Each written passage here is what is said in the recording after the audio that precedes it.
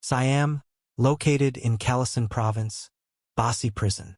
This prison, situated in the southwest of Siam, appeared unremarkable from the outside, but inside it detained the political criminals of the country. To guard these criminals, the defenses here were exceptionally strict, amounting to a watchpost every 10 steps and a sentry every 5. However, that evening such stringent security proved utterly futile. The night was deep, and the prison was eerily quiet, yet a thick scent of blood permeated the air. Bodies of prison guards lay strewn haphazardly on the ground, and more than a dozen steel camp soldiers, clad in cumbersome biological armor, had overrun the place. In one of the cells, Miao Luan pushed open the door and entered. A man, cowering with fear in the corner, looked at Miao Luan entering and tried to hide himself. Miao Luan walked straight towards him, frightening the man terribly. "Don't come any closer. Who are you people? I am a Siamese prince if you make a move on me." The man's voice trembled, having heard the intense gunfire outside, unsure of what was happening. "Siam 9th Prince, Baya Langnak?" Miao Luan, holding a photograph, spoke indifferently. The man seemed to realize something, and suddenly became agitated. "Is it my brother Pupping who sent you? He wants to stage a prison breach by villains, feigning my accidental death so he can secure his throne. Such a ruthless scheme." The man was, indeed, the 9th Prince of Siam, Baya Langnak. After the old king was assassinated, the numerous princes had engaged in both open and covert struggles for the throne, ending with Pupping ascending, backed by the support of the beautiful country. And princes like Baya who failed in the competition were imprisoned, reduced to prisoners. Getting the right person is all that matters. Miao Luan didn't answer his question but hoisted Baya with one hand and took him out. Stepping outside the prison, in the moonlight, Baya finally saw the situation clearly. The genetic warriors standing 3 meters tall made his eyes bulge.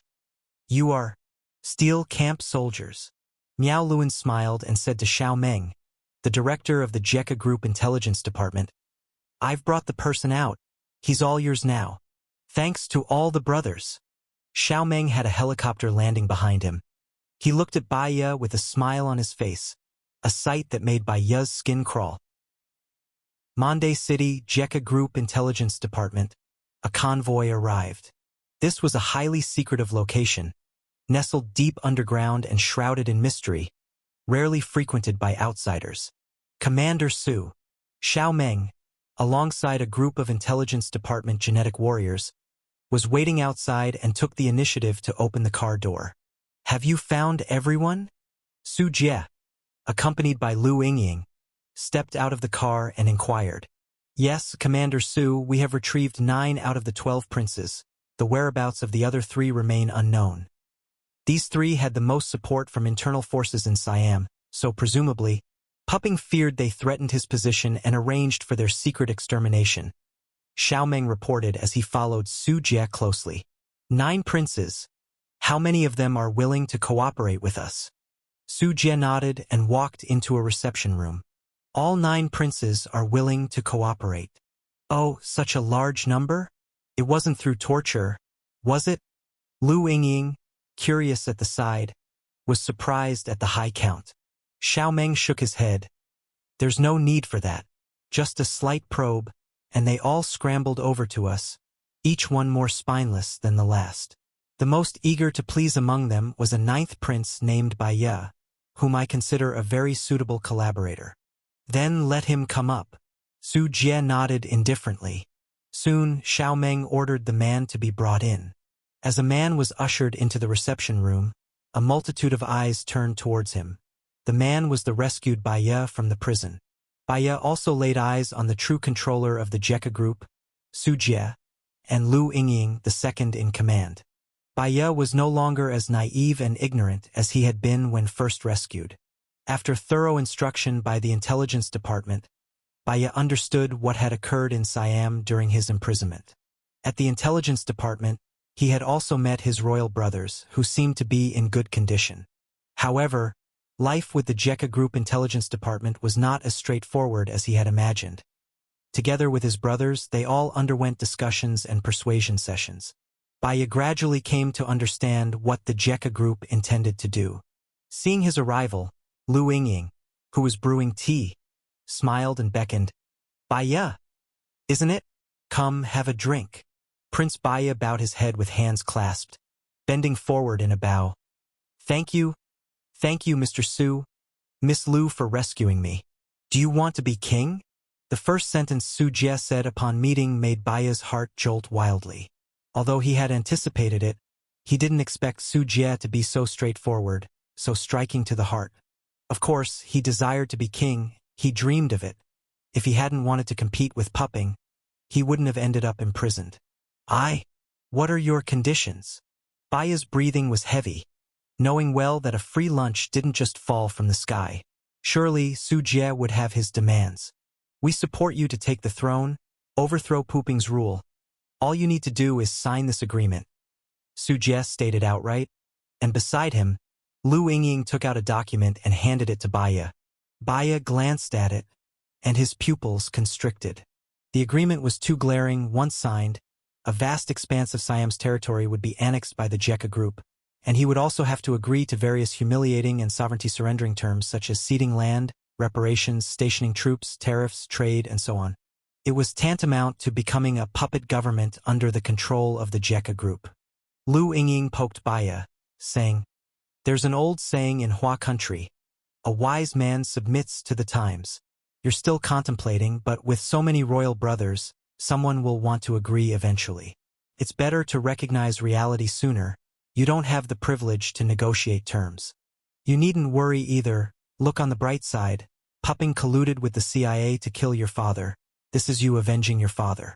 Without our help, you couldn't achieve this on your own. Could you?" Lu Yingying smiled merrily. The terms of the agreement were those she brought up in the United Nations Security Council. Now with even more clauses added, ensuring from all aspects, turning Siam into an economic colony of the Jeka group. Su Jie gently sipped his tea, appearing unconcerned as he watched Baya clutching the agreement, his hands trembling. "To be honest, annexing the whole of Siam outright is not impossible for me, but I am simply too kind-hearted, for which you should be grateful." Su Jie smiled amiably at Baya, his gaze chilling. Baya felt as if a bucket of cold water was poured over him, instantly calming down and becoming lucidly aware. If he didn't agree, the opposition could replace him at any time, and the temptation of the throne was too great for him to resist. He had struggled to get this far, acutely aware of how rare the opportunity was. He was just selling out his country's interests, but in return, he would gain the king's throne and his own wealth and glory. "Mr. Su, I think the demands in this agreement are too modest. We need to add some more clauses so our two countries can have everlasting peace and friendship, becoming strategic allies," Baya said, with a sycophantic smile on his face, now actively requesting additional terms. If he was going to sell out his country, he might as well do it thoroughly in exchange for his own prosperity. "Heh! No wonder Xiao Meng recommended you to me. You're quite good, quite talented indeed." Su Jie laughed, quite pleased with Baya's transformation, as it suited him well for future control over Siam. As for dealing with Siam, Su Jie didn't choose to annex all of Siam's territory not because he couldn't do it, but because the cost would be quite high. In modern society, unlike the 18th and 19th centuries when national identification was low, forcefully annexing an entire country, especially one with 70 million people like Siam, would be difficult and thankless for the Jeka group, like a snake swallowing an elephant. If he did so, it would only cause the Thais, the main ethnic group of Siam, to rebel. Insurgent groups would surely spring up in large numbers. Even if the army could suppress them, they couldn't be everywhere, and more importantly, the whole of Siam would be plunged into ongoing turmoil and disorder, which wouldn't be conducive to Su Jie using it to develop his industries. The cost of maintaining order would be high.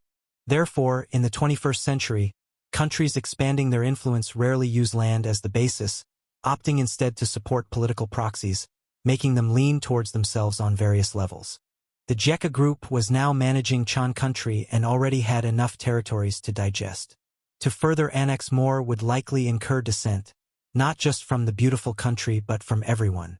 Su Jie waged war to expand influence and have more people serve him. As long as Siam became his vassal, helping him breed insects and pigs, set up cinemas and ghost houses, and carry out all his initiatives, whether he annexed it or not wasn't important. Turning Siam into a puppet government, infiltrated and controlled by the Jekka group from all sides, served Suje's purpose just the same. Direct annexation and indirect control. Regarding the former, the brute force method of annexing a country has been abandoned by everyone. The latter tactic is now the game everyone plays. This is what I think. Siam has lost too many lives. The sooner I agree, the sooner I can end the war and save some innocent Siamese people, Baya said, his face showing a compassionate expression, while inside, he couldn't wait to taste what it felt like to be king. He was well aware that agreeing to the Jekka group's terms would strip Siam of its sovereignty, making it a vassal of the Jekka group. I have no choice. All this is for the good of Siam. If I don't agree, Siam will only face a dire fate. Baya comforted himself, feeling that he was merely compelled, with the Jekka group now the master of Siam. He had no other options. With this, Baya's spirits lifted, and imagining himself in control of Siam, he could hardly contain his excitement, his eyes and brows revealing his joy. Yingying, take him down to record some videos, and release them tomorrow. All right, leave it to me. Lu Yingying nodded her head, leading Baya out of the villa.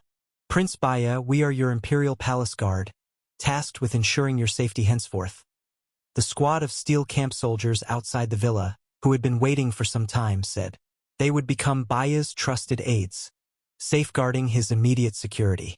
Baya understood that this protection was actually surveillance. Nevertheless, Baya had already convinced himself there was no issue. If he could ascend to his long-coveted throne as king, it was all worth it. What? The prisoners have been rescued. You bunch of trash, what use is feeding you?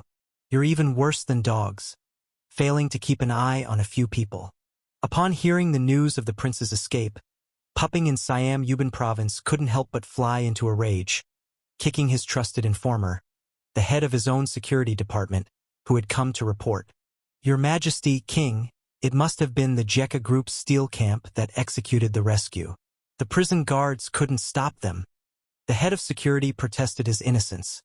The fame of the Jekka group steel camp was known far and wide, far more formidable than any special forces. How could they contend with that? Couldn't you hide them better to avoid being discovered by the Jekka group? Then we wouldn't have all this trouble today. Unfortunately, Pupping wasn't listening. The series of recent military defeats had left him frazzled. Territory was continuously lost. The capital Manchester was besieged. The Annan three countries, seeing the dire situation, had hastily withdrawn their supporting troops back to their own nations. Throughout Siam, flames of war ignited everywhere. Every message he received spoke either of a city's fall or the annihilation of an army. Now, hearing this utterly dreadful news added to the immense mental pressure. Pupping couldn't control his rage and viciously kicked the head of security several more times. At that moment, another person walked in, reporting urgently to Pupping.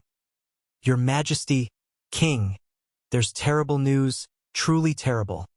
The moment they entered, they saw Pupping engaged in beating and kicking and involuntarily swallowed hard. Another city has fallen, has it?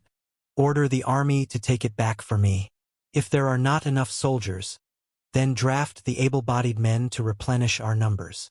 Pupping stopped his assault and looked on with great dissatisfaction. No, Your Majesty, King, it's news about the other princes. They have said some very serious things online. The individual brought out a tablet and opened a video on it. In the video appeared faces very familiar to Pupping, those of his royal brothers. Pupping, you despicable scum. Hard to believe you're my brother. Becoming king and then imprisoning us. Killing my seventh brother, second brother, and eldest brother. You don't deserve to be a king. You have no greatness of mind. You colluded with the CIA, committing heinous regicide, an affront to heaven. Do you think you can escape punishment? Our Father's Spirit in heaven will surely watch as we avenge him. Before he died, our father indicated his wishes, naming the ninth Prince Baya as his successor.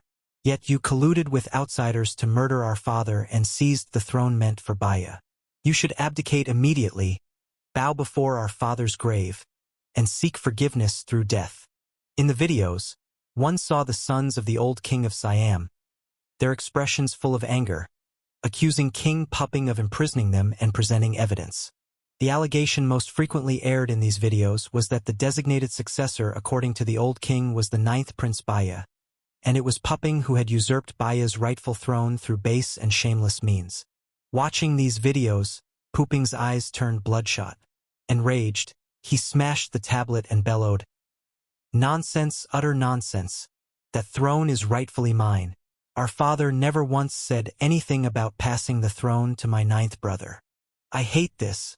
I should have been ruthless and killed you all in the beginning." The people nearby shivered with fear. A furiously raging Puping could indeed kill. Immediately issue a statement to clarify that these people are under the control of the Jeka Group, serving as the mouthpiece for the Jeka Group. Not a single word they say is credible. Yes, right away. Meanwhile, Manchester, this metropolis with millions of inhabitants, had been surrounded by the Jeka Group for a week. Besides the amassed armies of the Jeka Group, the scene also attracted a large number of journalists from far and wide, continuously reporting this hot-button news.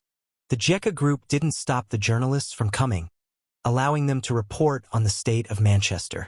Since the Jeka Group had not attacked, after the initial chaos, the people of Manchester gradually calmed down.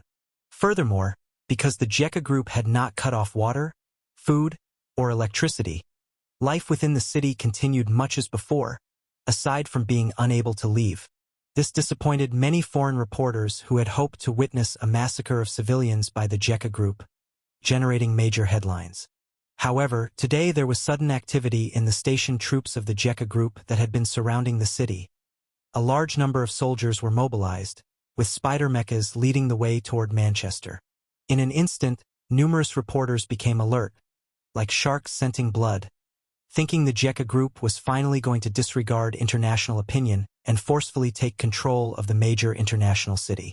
The defending troops inside Manchester also became tense. They all clutched their weapons, hunkering down behind street barricades and defensive fortifications, shivering with apprehension.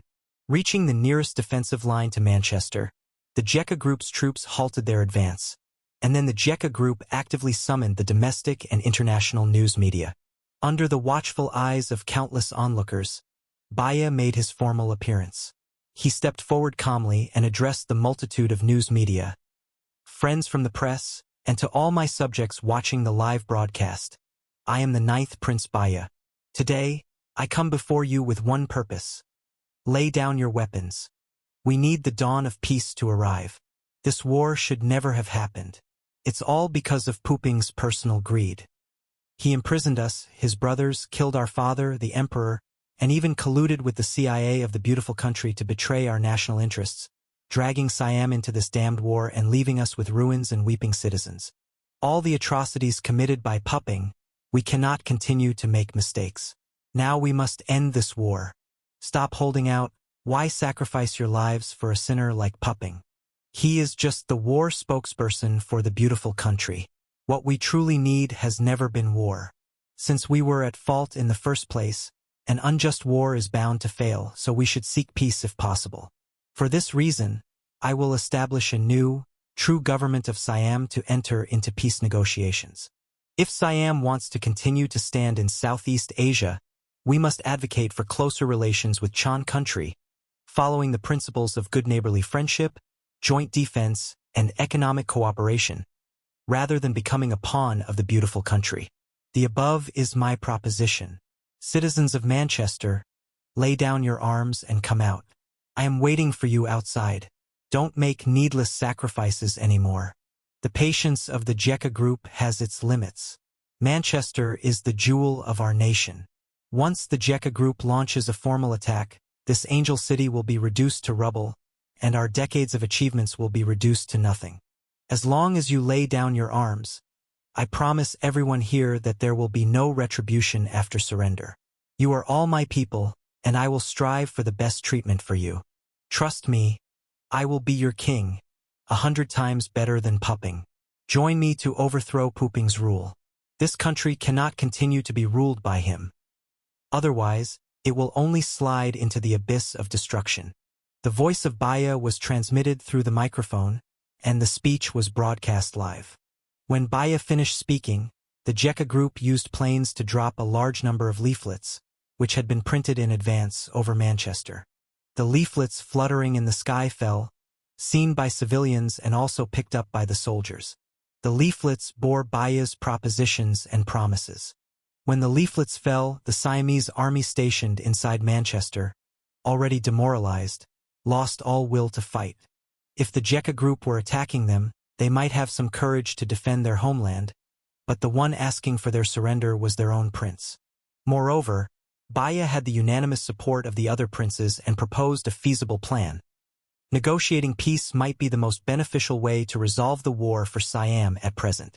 With their dissatisfaction with Puping reaching a peak, this patricidal king made it impossible for soldiers to truly risk their lives for him. Now that Prince Baya stood up to overthrow him, the soldiers at the bottom naturally welcomed it. Gradually, soldiers began to defect, sneaking out of Manchester to surrender to the Jekka group. Then more and more joined in, finally laying down their arms in an organized manner to the Jekka group.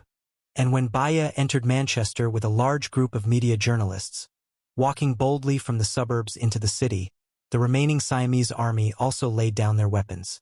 They surely couldn't shoot their own prince, Baya, who could very well become the king in the future. When Baya managed to enter Manchester, this rich city gave up resistance completely and was taken over by the Jekka group without a fight. The next day, with the fall of Manchester and Baya calling for peace and surrender, urging the overthrow of Puping, the news shocked the world. The sudden split in Siam caught everyone off guard.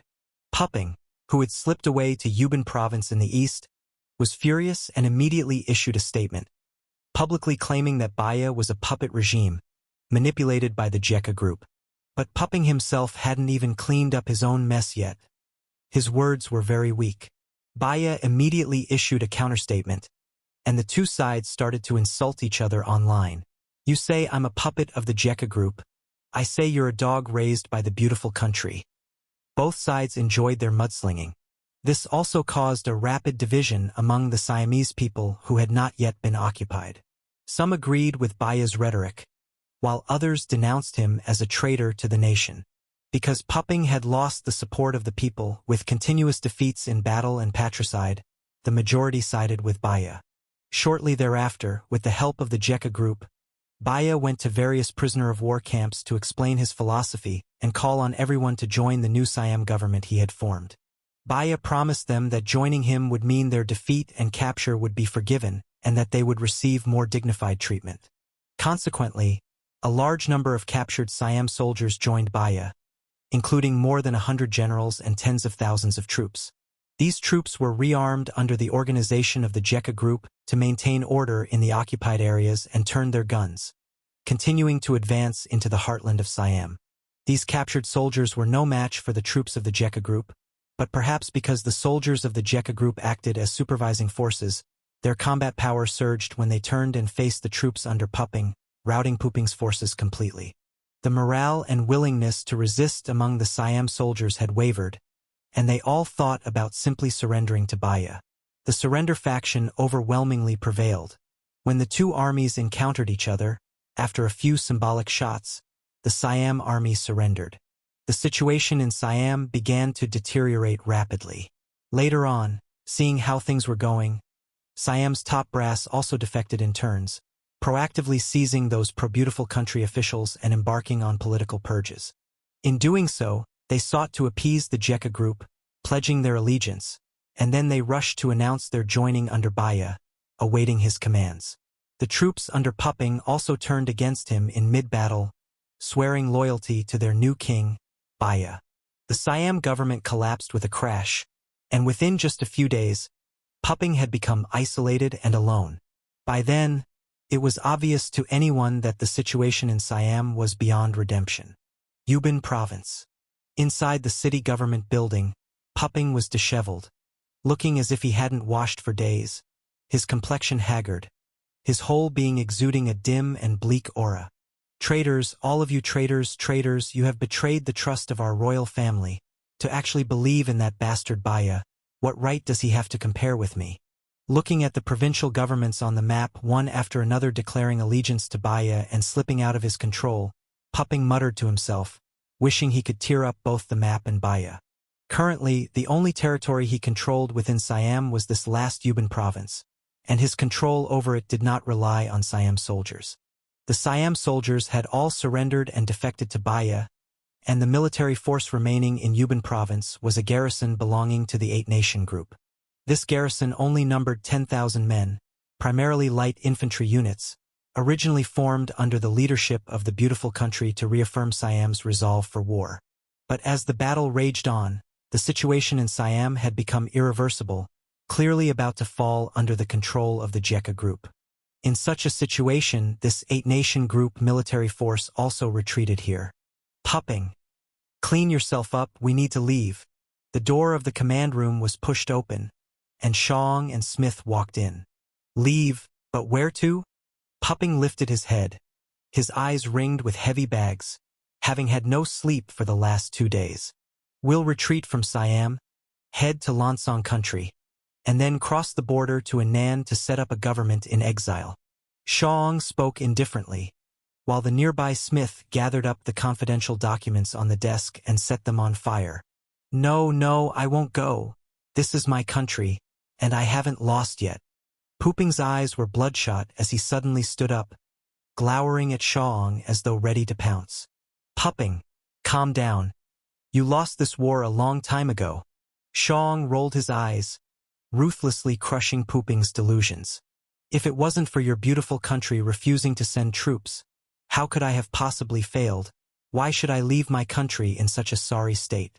Pupping grated his teeth, growing angrier with each word. He had only just begun to savor the taste of being king for a brief time, not even 2 full months, and before he could get comfortable, he was about to be ousted from the throne. Having tasted absolute power, his heart and eyes were full of resentment and bitterness. Idiot, you've made such a mess of the war and still expect us to send troops to help? Do you want to drag us down with you? A corner of Shuang's mouth twitched as he spoke with evident irritation.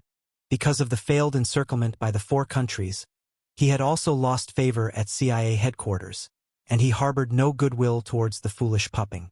Boss, it's all taken care of. Smith, having finished with the documents, came over to inform. Shang nodded and gave Smith a meaningful look. Smith turned and left the room, returning with several beautiful country soldiers who forcefully lifted Pupping and took him out of the room. What are you doing? How dare you? I am the king of Siam. Believe it or not, I will have you shot. Pupping struggled and shouted, but the beautiful country soldiers were not gentle with him, delivering several punches which promptly quieted the pampered Pupping. His status as king was now a joke. His subordinates had long since been devoid of power, and nobody took him seriously. This idiot. If we didn't need him back home to irritate Jekka Group, we might as well leave him here to die. Shang said with exasperation, wishing he could turn back time and not choose such a proxy. No choice. Keeping Pupping alive gives us an excuse to interfere later. HQ has made it clear they want him alive. Smith shrugged, and the two left the room, stepping out onto the street. A large convoy had gathered, a long line of Humvees, armored vehicles, and trucks, the remains of the Eight Nation Group's military force stationed here, about 1,000 strong. This was not their entire force. The whole Eight Nation alliance was split into 10 groups, heading in different directions at this moment, to scatter attention and conceal their true destination. As Shang and Smith got into a vehicle, the convoy started moving, heading towards neighboring Lansong country. Yubin province bordered Lansong country, and the convoy quickly made it through the border region, entering Lansong territory to meet with officials there. Only then did everyone finally breathe a sigh of relief, thinking the Jekka Group had not noticed their departure. Just when they thought this, from above the clouds, 7 or 8 small black dots appeared, unfolding beautiful tail fins in midair, gliding down towards the convoy. Boom! Boom! Boom! Boom! Boom! Boom! Thunderous explosions burst forth, fireballs and smoke rising into the sky. Soldiers near the explosions were blown away, armored vehicles and Humvees overturned. Numerous shrapnel and shockwaves caused human tissues to splatter in all directions, leaving behind exaggerated craters. This was the result of a heavy aerial bomb attack, and the convoy was immediately thrown into chaos. Airstrike. Scatter the convoy. Take cover from the airstrike. The command on the ground shouted, arranging for the convoy to disperse to minimize the damage from the airstrike. Jekka Group is on our tails. They want to kill me. Help me. You CIA promised to help me. I can't die here. Pupping was in an armored command vehicle, his eyes wide with panic. He couldn't see any fighter jets, but bombs continuously glided overhead from the horizon. These guidance bombs were cheap and effective, a common weapon used by Jekka Group for aerial bombing raids. In front of these high-powered aerial bombs, Pooping's face paled, and he shook with fear. The shadow of death loomed over him, following him like a shadow, and his initial conviction to coexist with Siam had vanished. Now he was like a dog scared into tucking its tail, hiding behind Shaong and Smith. However, facing the air raid, both Shaong and Smith were likewise panicked. We are already within Lansong's territory, and Jekka Group still refuses to let go, Shaong said. Shawang's heart pounded as he watched the bombs exploding continuously, and his brain began to malfunction. Jekka Group has always been mad, commented Smith. Smith knew Jekka Group better. They had long been hostile with Anan, Jinla, and Lansong, so crossing borders was nothing to them. After several minutes of continuous bombardment, while the smoke from the explosions had not yet cleared, the earth began to tremble slightly. About a dozen Spider main battle mechas appeared on the horizon, effortlessly crushing the outposts established by Lansong on the border and charging towards them. What arrived first were the 203mm shells. The destructive power of the main 203mm cannon could turn a tank into parts and, landing in a crowd, it was even more lethal. Those within the core radius of the artillery were blown to pieces, and even 100 meters away, there was a risk of being pierced by shrapnel. It's the Spider mechas, run! Upon seeing the mass of Spider mechas charging toward them, the entire Allied army's motorcade exploded into chaos as if an anthill had been poked. The soldiers became dismayed, as the might of the Spider mechas was well known around the world. Now in front of them there were at least a dozen mechas, a whole mecha combat company. Their number was simply too overwhelming for their motorcade to stop. All at once, the soldiers felt a numbness on their scalps, and many began to turn and flee, scared off at first confrontation. Retreat! Let's retreat! Shaong ordered, watching the scene with a numbness on his scalp. But escape was easier said than done. Spider mechas could run up to 120 kilometers per hour on highways and maintain fire while on the move. One by one, Spider mechas broke into the motorcade, their multiple machine guns and cannons firing wildly, turning vehicles and bodies into a honeycomb and scattering corpses everywhere. The motorcade was broken up by the impact. Shaong found that wherever their armored vehicle went, it was being pursued by Spider mechas, which had already locked onto their vehicle. It was clear they were not shooting because they wanted to capture them alive. A 203mm shell landed in front of them, blasting a big crater in the road, forcing their armored vehicle to swerve off the highway to avoid it, which then allowed the Spider mecha to close in on them. Once the armored vehicle hit the rough, off-road terrain, its speed dropped sharply, and in no time, a Spider mecha was upon them. Even as Shaong personally operated the vehicle's machine gun, he managed only to chip the paint off the Spider mecha, an entirely futile effort. Bang! The Spider mecha hunting down the armored vehicle extended its forelegs and stabbed them into the rear of the armored vehicle, hooking onto it. The armored vehicle's accelerator was floored, the engine roared, and the tires frantically spun in the mud, but to no avail. It could not budge, as what was holding it down was a Spider mecha with a combat weight of hundreds of tons. The next moment, the Spider mecha exerted its legs and effortlessly dragged the 10-plus-ton six-wheeled armored vehicle back. Several Steel Camp genetic soldiers jumped down from the Spider mecha, ripping open the armored vehicle's door to see their target inside. Shaong, Smith, Pupping, All targets accounted for. Got them all in one swoop, Miaoluin said with a satisfied smile on his face. Knowing they were caught, Shaong and Smith lost the will to resist and dropped their weapons, raising their hands to surrender as they obediently got out of the armored vehicle. Only Pupping was utterly terrified, cowering in the vehicle like a quail, refusing to come out. We demand to be treated according to the Geneva Conventions as prisoners of war, Shaong said, trying to remain calm in hopes of surviving. Geneva Conventions? My orders were to eliminate you all directly, Miaoluin replied. As he spoke, Miaoluin's massive hands reached out, seizing the heads of both Shaong and Smith. CIA will not let you go, Smith began. He didn't finish his sentence as Miaoluin's hands exerted pressure, and both men's heads were crushed, spattering gore over Miaoluin's hands. The human skull is very hard, but Miaoluin's grip was stronger, his brute force astonishing as he burst the skulls single-handedly. Looking at Pupping, who was still cowering in the vehicle, Miaoluin reached in and, just like picking up a chick, pulled him out. King Pupping, Commander Su would like to see you, Miaoluin said, his eyes fierce, aura menacing and his palms still dripping with blood. Before him, Pupping, the king, shook uncontrollably, and his pants were wet, having been frightened into soiling himself. I. Pupping stuttered in his speech, terrified into incoherence. Someone come. Take good care of His Majesty the King. Don't let him die on the way. Commander Su has expressly requested to see him, Miaoluin said as he beckoned his men to take the king back to Siam. With the fall of Yubin province, the entirety of Siam was occupied by Jekka Group. The richest country in Southeast Asia had knelt before Jekka Group. The war had started on Christmas Day, December 25th, last year and lasted until February 8, 2025, when the entire territory of Siam fell, a span of 46 days. The Jekka Group deployed a total of 1025 sorties, mobilized 396 large mechas, and mobilized 380,000 troops, achieving a brilliant victory. In fact, if it weren't for a round of ceasefire negotiations in the middle, the war would have ended even sooner. After the conquest of Siam, the Jekka Group did not stop its war march. The army gathered on the borders of Jinla and Lansong, neighboring Siam, and pressed into these two countries with an overwhelming force.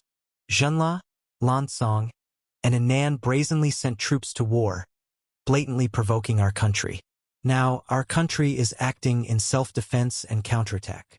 Facing interviews from journalists and media, Liu Yingying, as the spokesperson for the Jekka Group, succinctly determined the nature of the ensuing war.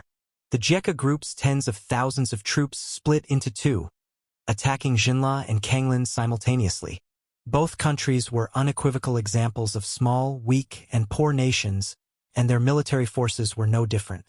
Lansong covered an area of 181,035 square kilometers, had a total population of 16 million people, a military force of 180,000, including 110,000 active-duty soldiers, 70,000 reservists, 21 aircraft, 17 helicopters, 550 tanks, 300 armored vehicles, 600 artillery pieces, 27 warships, 26 patrol boats, and a military budget of 192 million US dollars. Jinla covered an area of 237,955 square kilometers, had a total population of over 6 million people, a total military strength of about 60,000, with approximately 50,000 in the army and the main force structured into 5 infantry divisions, 2,000 in the Air Force, 17 aircraft, 22 helicopters, 55 tanks, 185 armored vehicles, 149 artillery pieces, and a military budget of 18 million US dollars. This military strength was recorded before the war began. After their involvement in the Siam War, their aerial forces had already been thoroughly destroyed by the Jekka Group, and their ground barracks and military facilities had suffered heavy losses from the Jekka Group's continuous aerial bombings. Now, as the Jekka Group's ground troops advanced, the entire war ravaged Southeast Asia.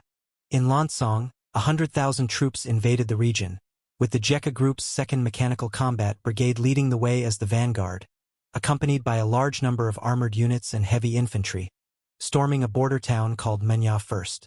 The Lansong infantry battalion stationed there wisely discarded their weapons upon seeing the mighty Mecha army charging forward. They actively removed roadblocks and dug up the landmines they had planted, then approached in a placating manner. "Are you tired, sir? Have some water. It's very tiring to travel in such hot weather, and it wouldn't be good if you got heatstroke. Resist? No, we are all brothers. In a few hundred years we were one family. How could we resist? Our battalion headquarters is here. There are more than 3,000 people. This is the location of the division headquarters. This is the position of our munitions depot." It is hard to strike at a smiling face, so facing these sensible Lansong soldiers, the Jekka group did not make things difficult for them. Instead, they were made to work as laborers in the logistics transport, enthusiastically participating since it spared them from facing the battlefield and needlessly losing their lives against the spider mechas. The mecha army continued to advance, easily seizing one position and barracks after another, barely encountering any combat, as almost the entire Lansong military yielded without a fight.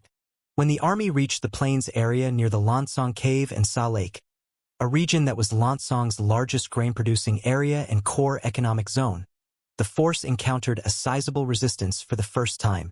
It was here on these plains that the war erupted.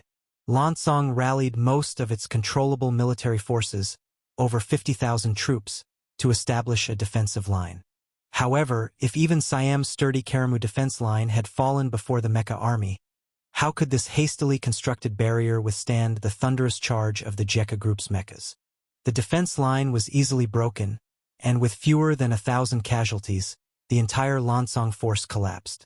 A large number of soldiers either fled or surrendered to the Jekka group. Their fighting spirit dissipated like water under the forceful charge of the Jekka group. After breaching the defensive line, the Mecha army poured into Lansong's largest plain, advancing towards the capital city of Jinbian. Farmers laboring in the fields, amidst lush green wheat, saw hundreds of spider mechas rolling past, followed by a multitude of armored vehicles and fully armed soldiers riding in combat vehicles and troop trucks. The sight of these enormous war machines, the grim and cold weapons, left the farmers gaping in astonishment, their eyes wide as they watched the mecha surge past through the wheat field. In just 2 days, Jekka group forces were at the gates of Jinbian city. Before an assault began, they first received a surrender letter from Lansong.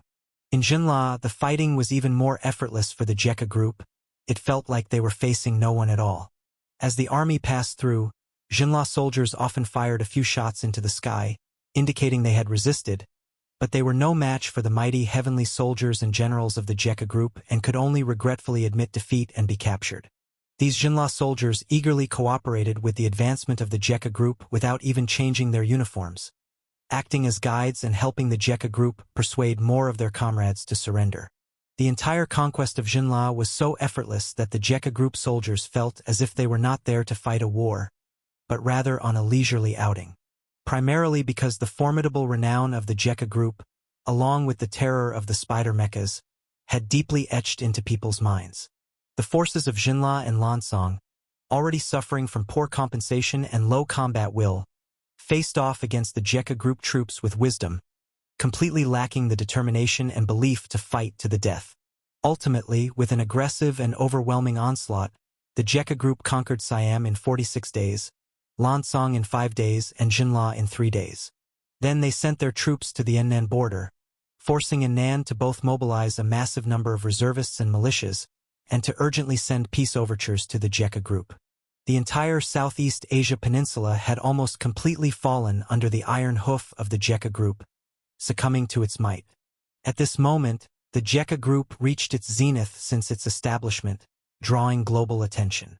And due to the Jekka group's bullish actions, Su Jie also gained a new title, the successor of chauvinism, the Emperor of Southeast Asia Su Jie. Washington Post. As soon as this news was released, Su Jie's new title gained worldwide recognition, anointing him the Emperor of Southeast Asia, in the secret prison of the intelligence department of the Jekka group. Su Jie appeared here with Baya, and soon they saw the disheveled former king Puping of Siam being brought over, now merely a prisoner beneath the steps. Pupping staggered as he walked. When he saw who was approaching, a hint of resentment involuntarily appeared in his eyes. "It's you too. You really conspired together." Upon hearing his older brother's words, Baya curled his lips and said, "Pupping, do you really have the nerve to mention conspiring? Your cooperation with the CIA is well known to everyone. This is our first meeting, isn't it? I hope you're well. Actually, I'm puzzled by something. Who gave you the courage to think that, with the support of the beautiful country, you could oppose me?" Su Jie sat in a chair, observing Pupping, who was restrained by two genetic warriors, with a curious look. "Don't think that just because you defeated Siam you've won. Jinla, Lansong, and Anan will continue the struggle to death. You won't outlast us," Pupping said through gritted teeth, still dreaming about his neighboring countries. "In your reference, Jinla and Lansong have already declared unconditional surrender, and Anan has voluntarily sent an offer of peace. You are far too fanciful if you expect them to avenge you." Su Jie chuckled, shaking his head. It was no wonder Pupping had become a mere pawn for the beautiful country, unable to see the reality of the situation. Impossible, absolutely impossible. It's only been a few days. How could they have surrendered already? Pupping's eyes widened in disbelief. "Don't measure the heavenly soldiers of the Jekka group by your own standards. It's not even the same league," Baya said mockingly, and then turned to Su Jie with a sycophantic tone. "Mr. Su, there's no use wasting words on such trash. He doesn't even know where he lost." Infuriated, Pupping's hatred for Baya ran deeper than for Su Jie, and he cursed loudly. "You bootlicker, securing your throne by betraying your own country. Don't get too smug. You've offended the entire Western world. Sooner or later, the Jekka group will be destroyed, and you, who have shamed our royal family, will meet a bad end as well." Baya sneered, dropping the pretense. "Betraying the country? Weren't you the one collaborating with the beautiful country? You caused our father's death and imprisoned all our brothers. If anyone's a traitor, a patricide, and an imprisoner of his siblings, it's you who is the most shameless and despicable. The beautiful country is the dominator of Blue Star. Siding with them was a wise choice. How can it compare to you siding with the Jekka group? Dominator of Blue Star? Aren't they now ignominiously retreating from Southeast Asia? The Jekka group is the true dominator here." The brothers' argument grew heated, nearly coming to blows. "Since you chose the side of the beautiful country, you should be clear about the outcome," Su Jie said as he slowly stood from his chair, speaking calmly. "Your only remaining usefulness is in that head on your shoulders. Your death will serve as a warning to others." Pupping trembled, fear flashing in his eyes as he realized Su Jie intended to execute him directly. He couldn't help but cry out, "Baya, wait! Don't leave! For the sake of our brotherhood, help me. I don't want to die." Baya paused, remembering his own imprisonment by Pupping, then said through gritted teeth, "Ha! Now begging for mercy. You remember I'm your brother? Mr. Su, I wish to carry out the execution in front of our father's tombstone. A mere shooting would be too kind for this faithless, undutiful, and unrighteous scum. He should be beheaded publicly, in the ancient manner. Then the execution shall be under your direction." Su Jie slightly nodded, leaving the interrogation room with Pupping's desperate pleas and cursing echoing behind him. February 16th, Manchester. This first city of Southeast Asia was hosting a grand victory parade and ceremonial entry. The commander of the 1st Mechanical Combat Brigade, Hao Guang, decorated with medals, led his subordinates hundreds of Spider main battle mechas. With the military band playing, they were the first to march into this angel city, entering from the spacious Swan Road. On both sides of the road, the faces of the Siamese people were complex as they stood by, watching their enemies enter their capital. Many among the Siamese people were filled with indignant fury, believing that the Baya government had sold out the dignity of all Siam, yet they were powerless to intervene at this moment. Some shed tears of sorrow and pain as if crying over their national capital being trampled under the iron hooves of the Jekka group. To them, their beloved Manchester was no longer the angel city, for it had been violated and desecrated by the demon that was the Jekka group. Others treated the arrival of the Jekka group like a stranger, selling snacks and merchandise on the streets, doing whatever needed to be done, showing no signs of sadness over their defeat, almost like onlookers. But for most, their eyes were wide with shock at the sight of the Iron Army. The 12-meter-tall spider mechas, as high as a 4-story building, gleamed in the sunlight with their heavy metal armor, riddled with bullet holes, cannon breaches, and warped armor from battle. The dense machine guns and 203mm main cannon on each gave a shockingly terrifying impression.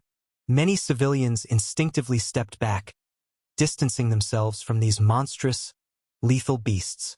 As each spider mecha passed, followed by other units from the Jekka group, the main battle tanks thundered past under the towering 314-meter-tall Royal Cloud top building. Armored vehicles drove beneath the dense greenery in front of the Jade Buddha Temple, and thousands of soldiers in neat formations, wearing steel helmets and carrying rifles, sang the national anthem, their gleaming boots stepping onto this fertile land. The Siamese national flag on all government buildings in Manchester was lowered, and the Chan Country military flag was hoisted, fluttering in the wind. The Siam Grand Palace and the Parliament building were both adorned with new slogans Jekka Group is invincible, and the television station was broadcasting the parades ceremoniously entering the city. The high-rise buildings lowered their colorful flags, fireworks exploded in the sky, and giant advertising screens displayed life-size images of Su Jie. The entire city was bustling yet sorrowful. The bustle belonged to the Jekka Group, and the sorrow came from those Siamese people who wept for their country's defeat. A convoy slowly approached from behind the military formations, with Su Jie seated in the rear of a convertible, alongside Baya, the new king of Siam. In the vehicles behind them, there were negotiation representatives from Jinla, Lansong, and the Annan three countries. Su Jie's eyes were sharp as his gaze swept over the neatly arranged troops waiting for inspection. Standing up in the convertible, he raised his right hand. Victory! Must win! Must win! Must win! The sound of roaring cheers came through. The representatives from several Southeast Asian countries turned pale, startled by this finely tuned and imposing army of victory. The solemnity and majesty sent chills down their spines. This army before them had indeed been unbeatable throughout Southeast Asia, and the conquest of small countries could indeed be done in the blink of an eye. The military force of the Jekka Group is truly irresistible, an awe-inspiring sight, worthy of being the force that even the beautiful country steps aside for. Baya, with a sycophantic smile plastered on his face, did not mind praising the very army that had caused catastrophic casualties to the Siamese army. The convoy slowly progressed to the front of the Siam Grand Palace, the former residence of the royal family, which was the location for the war negotiations. A red carpet was laid out in front of the imperial palace, flanked by towering spider mecha with raised main guns and exposed machine guns, forming a mecha honor guard. Representatives from Jinla, Annan, and Lansong walked past the ranks of mecha, their arms covered in goosebumps, legs weak with fear. Let's take a photo together. In front of the Grand Palace's gate, Su Jie stood firmly, with Lu Yingying on his left and Baya on his right, and the representatives from the three countries beside him. Nearby, a large number of domestic and international media reporters waited, each of them lifting their cameras to capture the scene. Salute! The Spider Mecha honor guards suddenly sprang into action, each raising a metallic leg in a salute. From a distance, additional Spider Mecha fired salutes, exactly 51 shots, symbolizing that Jekka Group had conquered Siam, Jinla, Lansong, and Annan had surrendered and sought peace within 51 days. The sudden activity made the delegates from various countries let out screams of alarm, their steps retreating unconsciously, revealing their disgrace. Once they recovered, shame colored their faces, having lost face to the demonstration of power by the Jekka Group. From the beautiful country, the journalist Du Jia Seifi, looking through the camera lens at the boastful and frenzied Su Jie, had already thought of the headline for the next day's news. The bragging emperor, the ravaged angel city, Southeast Asia subdued by fierce might. Entering the Grand Palace, Baya confidently led the way, momentarily turning tour guide, offering everyone a quick tour.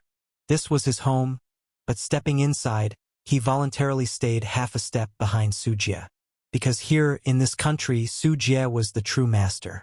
After the tour concluded, the 5 countries of Southeast Asia, Chan Country, Siam, Jinla, Lansong, and Anand officially began negotiations regarding the war.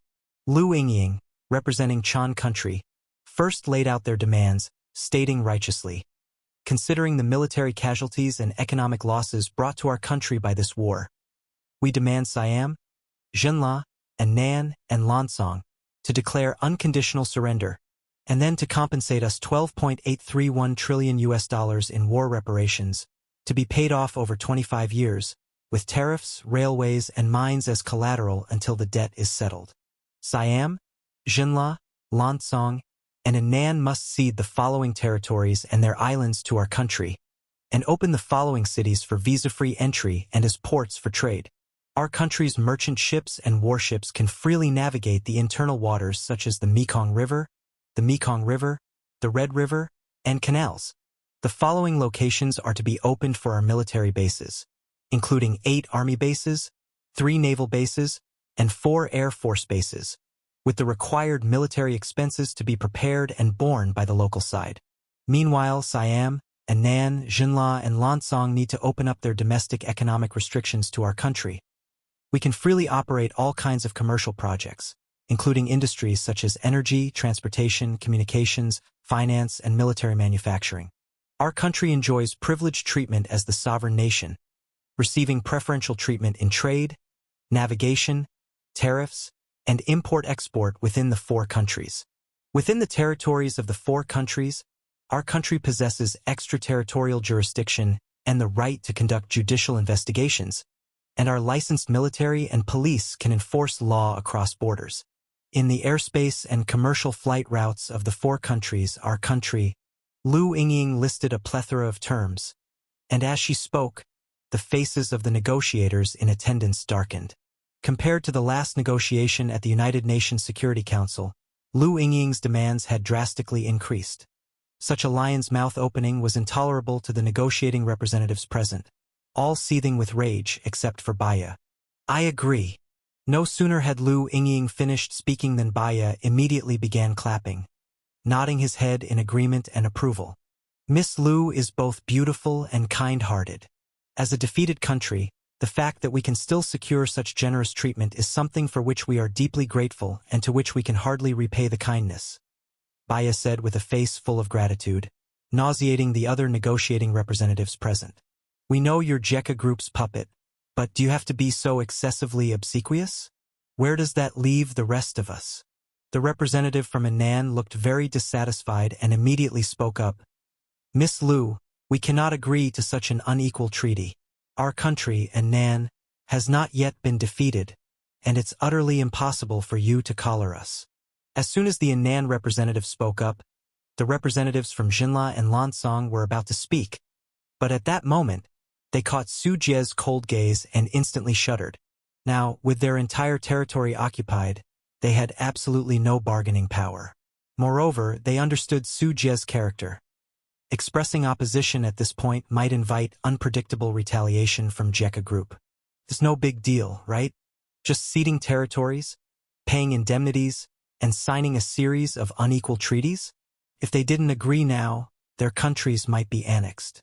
Of course, the representatives from both countries were well aware that their impoverished and sparsely populated land was probably not very appealing to Jekka Group.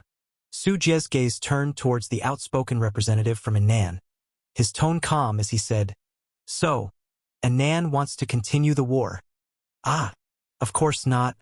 Our sincerity in stopping the war is significant. But shouldn't the Jekka Group also show some sincerity? The representative from Anand broke into cold sweat on his forehead. Of course, they did not want to continue fighting with Jekka Group. Otherwise, why would they eagerly come to negotiate peace but worry about not being able to withstand Jekka Group's mighty forces? If you lose a war, there's a price to pay. It's a simple principle. If you are unwilling to sign on this treaty, then our army's machine guns will do the talking until you do sign, Sujie said coldly. then gave Liu Yingying the following order. Command the parade troops to immediately set off to the front line, cooperate with the troops on the border of Henan to commence battle, and mobilize the armies of Siam, Jinla, and Lancang to jointly invade Henan. Su Jie's tough stance terrified the representative from Henan, who couldn't believe Su Jie could be so unbending. Typically, such negotiations required back-and-forth haggling, but Su Jie was not playing by the rules. Yet the current terms before him, he indeed could not sign them because the higher-ups back home would never agree. As for Su Jie, he was indifferent. If they did not agree, then the fight would continue until they did. Seeing this turn of events, the representatives from Jinla and Lancang all shrank back, glad for their earlier tact. With Su Jie's dominance, if they had spoken out just moments ago, they might have faced another bloody purge of their lands. In response to Jekka Group's exorbitant demands, Henan ultimately refused to agree to the humiliating terms. Among the 5 countries of Southeast Asia, if Siam is considered the strongest economically, then Henan is the most abundant in martial virtue.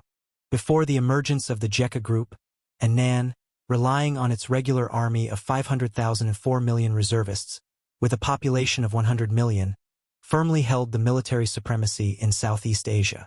However, despite having a large number of soldiers, due to economic constraints and lagging research and development, the main combat equipment for air, sea, and land forces were basically outdated goods from the 1970s.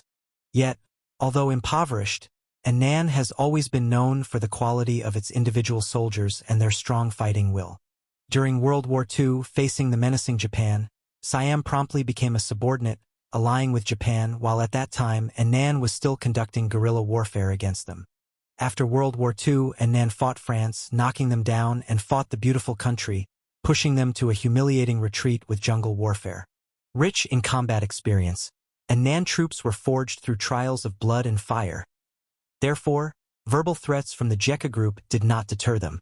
After the negotiation meetings ended, the Henan representatives reported back to their country, while simultaneously attempting public relations with the Jekka Group and calling for international assistance, hoping to use international public opinion to pressure the Jekka Group. Western countries, led by the beautiful country, naturally voiced strong support, condemning the overbearing tactics of the Jekka Group. But when Henan requested the Western countries send troops to help, they suddenly started making excuses, as if to say, "Brother, you hold off the Jekka Group's military pressure first, and we'll cheer you on from behind." In the end, the Western countries agreed only to assist with some weapons and equipment, and did not send a single soldier. After the initial negotiations broke down, the Jekka Group also put words into action, using fists instead of speech. The Jekka Group assembled 150,000 troops in Jinla territory, including 3 mechanical combat brigades, all appearing on the front line. At the same time, the Jekka Group also ordered Siam, Jinla, and Lancang to deploy a total of 400,000 servant army soldiers to coordinate with the Jekka Group in the battle. On February 18th, the Jekka Group launched a surprise attack from within Jinla territory. While commencing air raids, they sent the servant army to invade Henan's Qinghua province first. Henan, with its narrow and long territory, stretching long from north to south and narrow from east to west, saw its defense lines and positions torn apart by the numerical superiority of the hundreds of thousands of servant army soldiers. Quickly, Qinghua province was occupied, and they spread into Guangping province and Ian province. These servant armies, ineffective against the Jekka Group, were suddenly invigorated once they entered Henan territory. Under the support of their big brother, the Jekka Group, each displayed remarkable combat effectiveness. But soon, Henan swiftly changed its strategic tactics as the troops entered the jungle. Those proud and arrogant servant armies from the 3 countries, acting as if they owned the place, chased into the jungle and immediately found themselves being routed by Henan, running out crying for their fathers and mothers. The Henan soldiers, relying on their familiarity with the terrain, scattered their forces into the jungle, forming small-scale guerrilla units, and conducting hit-and-run operations in the depths of the dense forest, preparing to engage in guerrilla warfare with the Jekka Group. As Henan is in a subtropical and tropical rainforest region, forests are dense and rainfall is abundant. 3/4 of the country is covered with jungles, mountains, and plateaus, with the Changshan mountain range stretching over 1,000 kilometers from north to south in the west. With over 50% forest coverage and abundant primal jungles, the terrain is naturally a sanctuary for jungle warfare. In forest combat, ground fire support vehicles like armored cars and tanks have difficulty maneuvering and struggle to enter battle positions. Attack helicopters and fighter jets are obstructed by the thick canopy and cannot lock on to their targets. Light infantry guerrilla squads can strike and then run, escaping into the forest when pursued. In such conditions, Annan naturally wanted to revert to its proven expertise in jungle warfare, having used this to drive away the beautiful country. Now they hoped to repeat the tactic, using the dense jungle as a barrier and harassing the Jekka group soldiers, showing solid performance when dealing with the servant armies from Siam, Jinla, and Lancang. However, Annan was overly optimistic in thinking this approach would work against the Jekka group. Jungle combat is a strong suit of the Jekka group, and they have never feared anyone in such warfare. It could even be said that jungle combat has always been a constant throughout the growth of the Jekka group. Facing the dense jungles of Annan, the Jekka group deployed their super soldiers and genetic warriors into the jungle areas to play a cat-and-mouse game with the Annan soldiers. In the thick and humid rainforest, a squad of Annan soldiers lay prone, looking at a dirt road not far away, which they had scouted to be a supply line used by the Jinla servant army. They had an entire infantry battalion lying in ambush here, having received intelligence that a large logistics convoy would be passing through. Pat, an Annan soldier tapped his cheek, flicking off a leech that was sucking his blood. Unperturbed, he lay still on the ground, his head wrapped with weeds, his rifle camouflaged, blending into the foliage, making it difficult to spot him with the naked eye. Deployed here was the 105th Infantry Battalion of the 288th Mountain Division from Annan, with a strength of over 300 soldiers. Suddenly, the leech that had been flicked away seemed to be squashed by something, making a squishing sound. The Annan soldier, who had been focusing intently ahead, tilted his head slightly, sensing a burst of wind coming towards him, his pupils rapidly contracting. Next to him, his comrade's head was smashed by a foot, and the headless body convulsed a few times, splashing fresh blood onto his face. A genetic warrior, 3 meters tall and dressed in dark green biological armor, entered the Annan soldier's line of sight. Enemy attack, genetic warrior. The Annan soldier's cry of horror was cut off as a bone tail suddenly emerged from the enemy's tailbone, ripping through his neck. Bang, bang, bang. Then the genetic warrior fired the heavy machine gun in his hands, and the nearby Annan soldiers who had just reacted fell into pools of blood. Having done all this, the genetic warrior used his hands and feet like a nimble monkey, climbing up an ancient tree. His tail swished back and forth to maintain balance or coiled around the tree to spring far away in a few bounds. Laying flat on a branch, the biological armor he wore magically began changing color, gradually matching the hue of the branches and bark, camouflaging like a chameleon and making him nearly impossible to spot. The Annan soldiers, stirred by the shouts, rushed over, but the genetic warrior was nowhere to be seen. And the genetic warrior, like a seasoned hunter, lay quietly perched atop the canopy. The Annan soldiers, unable to find their target, dispersed under a cloud of suspicion and uncertainty, a squad passing under the tree where the genetic warrior hid. At that moment, the genetic warrior moved. His bone tail, like a viper's tongue, extended over 10 meters long, silently snaking down from above, suddenly wrapping around the neck and limbs of the last soldier in the squad, lifting him into the air amidst his struggles. Then the second, the third, the fourth. When other Annan soldiers arrived, they found an entire platoon of 12 soldiers hanging from the branches like dried corpses, upside down, with their eyes wide open as if they had endured cruel torment before dying. Damn it! Damn it! It must be a genetic warrior, he's targeting us. Stay calm. Everyone calm down. We have so many people. Why fear just one? Find him for me. I want to tear him to pieces. The Annan soldiers were in severe turmoil, some frantically firing their guns in fear, others wielding rocket launchers and anti-tank grenades, shooting into the bushes, trying to blast the genetic warrior out. Such chaos was just what the genetic warrior relished, as fear exposed even more flaws in the enemy. Thanks to the poisonous insect gene fusion, this genetic warrior possessed chameleon-like camouflage, forked bone tail, and agile movements, making him as comfortable in the jungle as a fish in water. Sometimes using bullets, sometimes engaging in close combat, sometimes stealthily ambushing one by one, and Nan soldiers silently fell to his attacks, turning into cold corpses. The number of Anan soldiers rapidly dwindled. A 300-man infantry camp had dwindled to less than 100 in just 2 hours. The Anan soldiers, who once thought themselves hunters, suddenly realized they were but prey to the genetic warrior. By the end, the Anan soldiers had collapsed. But then, the genetic warrior no longer hid. He began to attack directly, simply avoiding the anti-material sniper rifle, rocket launchers, anti-tank grenades, and single-soldier anti-tank missiles. He had mostly annihilated these threatening forces during his earlier onslaught. Lacking serious firepower, killing regular infantry was hardly more difficult for the genetic warrior than killing a chicken. The brief skirmish quickly ended. The genetic warrior then reported the location of the battle to his superiors, instructing the servant army to come clean up the battlefield. Before long, helicopters flew overhead, their bodies marked with the Jekka Group emblem. The genetic warrior shot a signal flare, and shortly afterward, several supply boxes equipped with small parachutes were dropped down. The genetic warrior opened the supply boxes, replenished his ammunition, and then once again vanished into the dense jungle.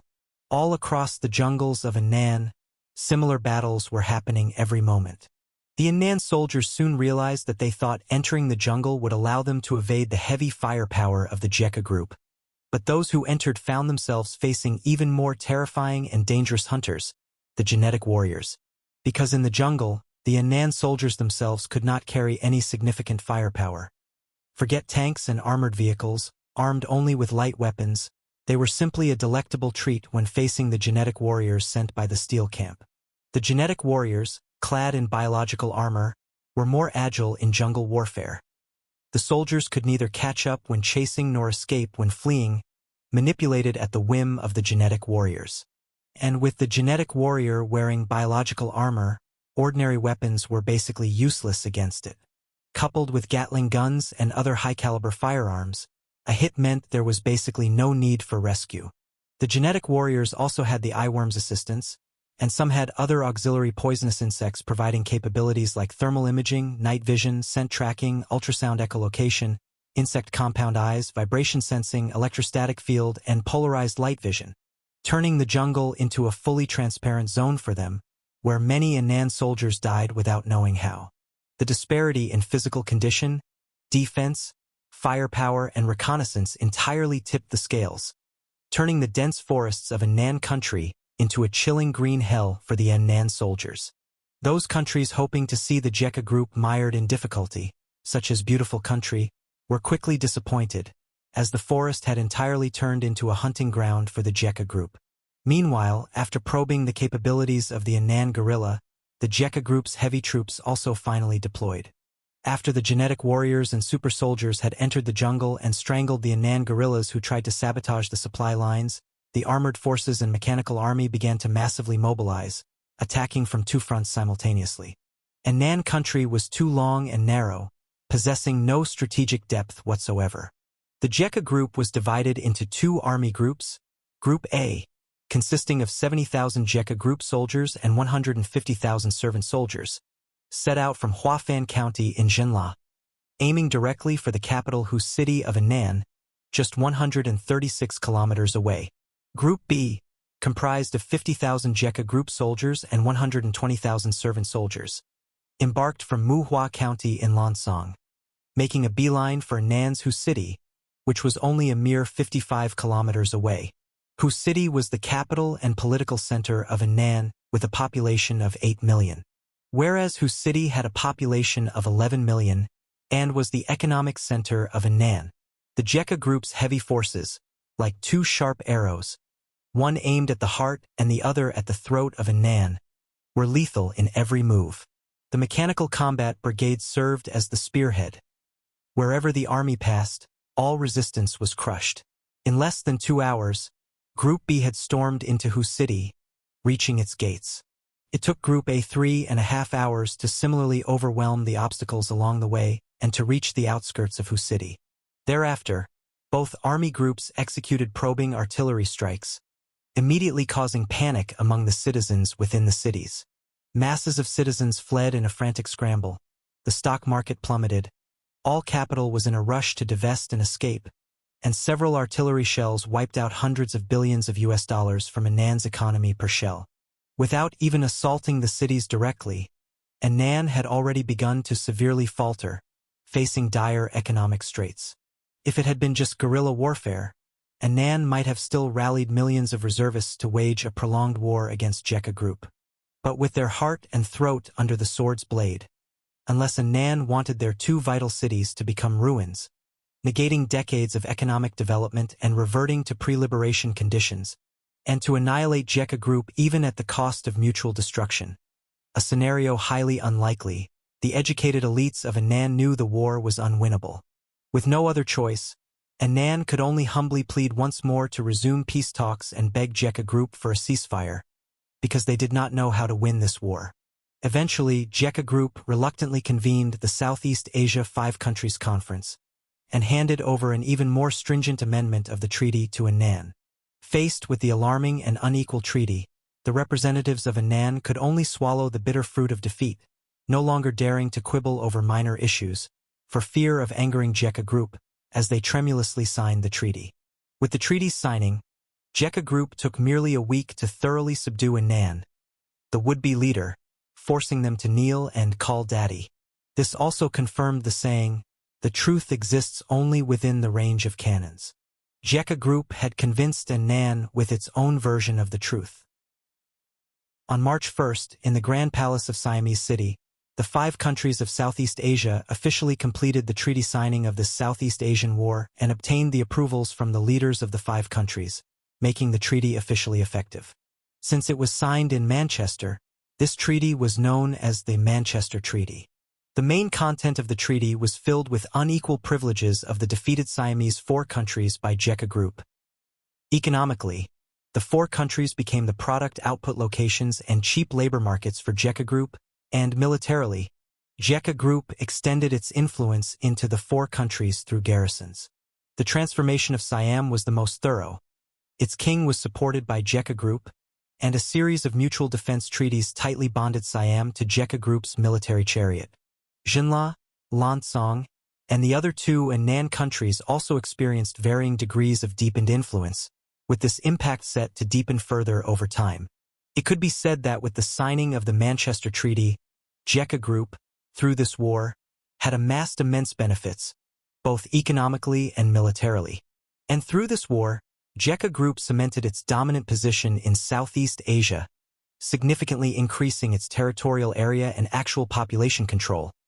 The entire Southeast Asia had turned into Jekka Group's playground. Meanwhile, when the news of the signing of the Manchester Treaty was released, the entire world was shocked. Jekka Group has pried open the doors of Siam, Annan, Jinla, and Lansong through cannon fire, brutally and ferociously forcing these countries to bow their heads in submission, an act utterly heinous and ruthless, an outrage to the heavens. The Times. The signing of the Manchester Treaty has compromised the sovereignty of the 4 countries, making them economic colonies of Jekka Group, and their people have been enslaved by Jekka Group. Wall Street Journal. The Manchester Treaty has destroyed the judicial, tariff, territorial waters and military autonomy of the Siamese 4 countries, the territories being ruthlessly divided, and this act of imperialism looks to turn Southeast Asia into a colonial dominion. Daily News. Su Jie, a remnant of modern imperialism. His dictatorship is poisoning the entire Southeast Asia, forcing other nations to submit to his underlings. However, we believe his brutal empire is destined to be abandoned by the free world of democracy, and we look forward to the day this tyrant meets his sad demise. New York Times. An ardent practitioner of extreme nationalism, Su Jie truly deserves the title of Southeast Asia's emperor. Truth Newspaper. Su Jie once again dominated the headlines of major global media because of territory and indemnity loss, national humiliation, and the unequal Manchester Treaty, solidifying his title as the modern-era emperor. Western society, naturally full of scorn for the high-handed Su Jie and Jeka Group, even though the contents of the Manchester Treaty echo what they themselves have done in the past to their colonies. Some of the terms are still currently being implemented by beautiful country and other Western nations to other countries, yet they choose to forget selectively, chastising Jeka Group vociferously. Jeka Group remained indifferent to the criticism, as no amount of verbal abuse from the enemies could stop Jeka Group from its complete and overwhelming victory in this war, truly becoming the undisputed overlord of Southeast Asia. And the most bitter of all was beautiful country, originally organizing a four-country assault on Jeka Group, which ended up like throwing a meat bun to a dog. Gone and not coming back, little did they know how dismally these countries would perform and how ruthlessly sharp Jeka Group would act. This move not only failed to destroy Jeka Group, but instead became a stepping stone for the growth and strengthening of Jeka Group, causing insufferable distress. Beautiful country, Black Palace. A special meeting was being held here, attended by CIA Director Judith, President Lawrence, Military Representative Blake, and Secretary of the Treasury Finn. The meeting room had undergone a thorough investigation, and the room was specially modified such that not even a bug could enter, let alone eavesdropping devices, and there was a barrier to protect against biological reconnaissance methods. This was mainly to prevent the intelligence operations of the Jeka Group. The ordeal of Siam pupping had made it clear how formidable Jeka Group was in intelligence. Beautiful country speculated that Jeka Group had used genetic warriors as agents and thus had made corresponding precautions. In the meeting room, President Lawrence's brows were furrowed as he flipped through the files on the table, all related to Jeka Group. Our arrangements in Southeast Asia have declared failure. We can't push Jeka Group down anymore. They will severely threaten our nation's security and interests in that region. Judith spoke solemnly. This time their CIA personally planned operation to encircle Jeka Group had declared bankruptcy, serving as nutrients for Jeka Group's growth and expansion, and their CIA personnel had suffered severe losses. The agents in several countries of Southeast Asia and the pro-beautiful country officials they cultivated had mostly been attacked and retaliated against by Jeka Group. Barely 1 out of 10 survived. The influence of beautiful country was swiftly declining in Southeast Asia, and replacing it, Jeka Group became the new hegemon of the region. Lawrence rubbed his temples, troubled. I didn't expect these countries to be so incompetent, including in Nan. They have not caused any trouble for Jeka Group. If they had shown the determination to fight to the death as they had against us before, they should have landed Jeka Group in trouble. These successors are far too weak compared to their predecessors. Hearing Lawrence's complaint, Blake took the opportunity to add, Jeka Group's military power is unexpectedly strong. The Spider mecha they have developed in the field of ground vehicles has made a novel breakthrough. We underestimated the strength of Jeka Group and overestimated those countries' combat capabilities. Mr. President, I humbly request an increase in the mecha research budget. Our beautiful country must have our own mechas. We cannot let Jeka Group monopolize the mecha field. Lockheed Martin, Boeing, Northrop Grumman, Raytheon Company, General Dynamics, and other companies are pushing forward their mecha research. We are at a crucial moment. If more funds are injected, our beautiful country could soon have our own mechas. Brian was a military representative, and even more, he represented the military-industrial complex.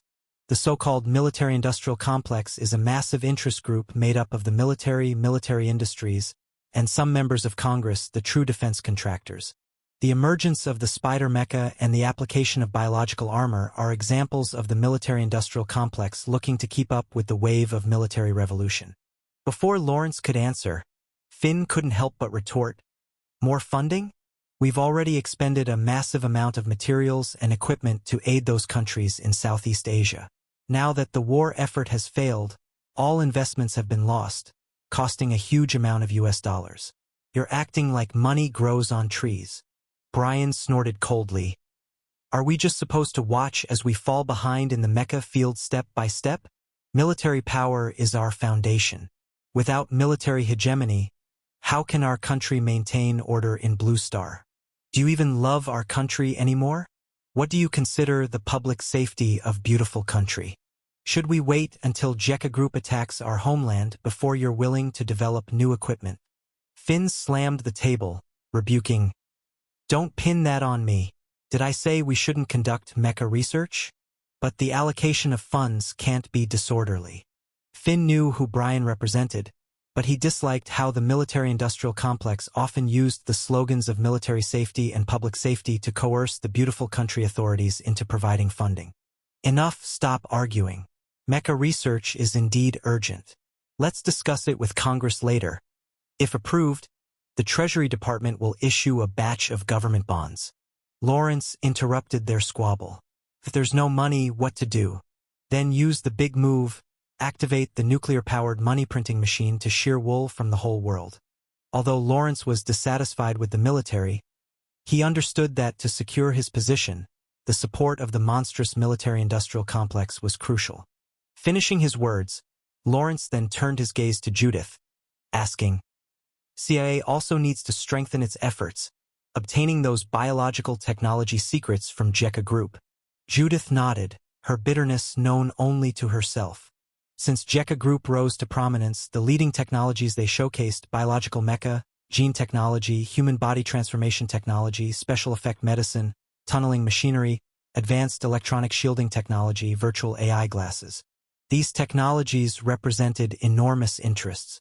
The military-industrial complexes of beautiful country, the emerging tech and internet giants, pharmaceutical companies, and long-standing financial families, all were red-eyed and drooling over them. CIA had sent numerous spies and even bought insiders, all to uncover those technological secrets. The outcomes were mostly fruitless, with their own people often thrown into situations like throwing meat buns to the dogs, disappearing without a return. When Jekka Group was entrenched in Chan country, it was already so difficult to deal with. Back then, discovered agents still had a chance to flee to neighboring countries to evade assassination. Now that the opposition dominates Southeast Asia, it would certainly be even more ruthless. Being discovered meant almost certain death. Mr. President, the expansion of Jekka Group is too rapid. I suggest increasing the suppression, allying with Jekka Group's enemies, and blockading the development of Jekka Group. Judith shook off the entanglement in her mind, took out a plan, and handed it to Lawrence. Thousand Island strategy? Lawrence's gaze sharpened. Yes, Mr. President. Our previously formed 8-nation group has virtually ceased to exist with Jekka Group breaking through the 4 countries, and we need new friends. Jekka Group holds significant military power on land, and we need to ally with a powerful enough ally. India is our first choice. In addition, Jekka Group's location is geographically constrained. They have limited space for expansion on land, and will inevitably turn to overseas extension, which will certainly require a navy. To prevent the reach of Jekka Group's tentacles, I suggest adding the central and southern 5 countries to the sanction list, restricting their economy. At the same time, we should blockade it at sea, join with Temasek, Luzon, Jawa, Johor, Japan, South Korea, Rosos, and India, establish military bases through the scattered islands, deploy Air Force strategic air dominance, and Navy regular patrols. In this way, let India contend with Jekka Group on land, and deploy an island chain and navy at sea to choke off Jekka Group's expansion potential. I call this plan the Thousand Island Strategy, or alternatively, the Thousand Island Strategic Military Alliance. Judith laid out the plan, and everyone present was visibly impressed. It had to be said, the plan was good. Brian nodded repeatedly, praising with a smile on his face. Good idea. We cannot let Jekka Group continue its unrestrained development and expansion. We must take targeted actions, and this Thousand Island strategy is great. Since we're talking about forming a major military alliance, it would certainly require the purchase of a large quantity of military equipment, which naturally presents another grand opportunity for the military-industrial complex, so why wouldn't he be happy? Now that Jekka Group has become the hegemon of Southeast Asia, their aggressive behavior, looking at the fate of the Siamese 4 countries, will surely intimidate the other Southeast Asian countries. Now is the time for us to offer a helping hand, just a little promotion of the Jekka Group threat theory, and they will surely join our Thousand Island strategy, although it may take some effort to entice India, promising them a share of the benefits. Finn spoke up, also expressing approval of the plan. Southeast Asia is within our sphere of influence. Where we have significant interests, we indeed cannot allow JECA Group to behave recklessly. Thousand Island Strategy. Good, Judith, you have done well this time. Lawrence nodded with satisfaction. He wanted to make an achievement during his term, and if he could cause the fall of JECA Group, then the beautiful country could gain greatly from their downfall, and he too could use this achievement to secure re-election, so he was highly motivated. After the meeting, following a public relations effort, the Beautiful Country Congress passed a series of relevant decisions. First, they started the nuclear-powered money printing press, then spent a portion of the overissued currency on President Lawrence's Mecca Research and Development Plan, with major military-industrial giants receiving from the Beautiful Country Authorities contracts worth tens to hundreds of billions of US dollars. On March 5th, President Lawrence began his journey aboard Air Force One. His first stops were Japan and South Korea, where he first introduced to the media the term Thousand Island Strategic Alliance, outlining his vision, uttering grandiose terms such as promoting regional freedom, strengthening regional security, and enhancing regional prosperity. This statement immediately attracted widespread attention from the international community. South Korea and Japan, these two loyal dogs raised by the beautiful country, need not be mentioned, as they immediately agreed to join. In addition, Southeast Asian countries like Johor, Temasek, Luzon, Jawa, and Rosos also became supporters one after another.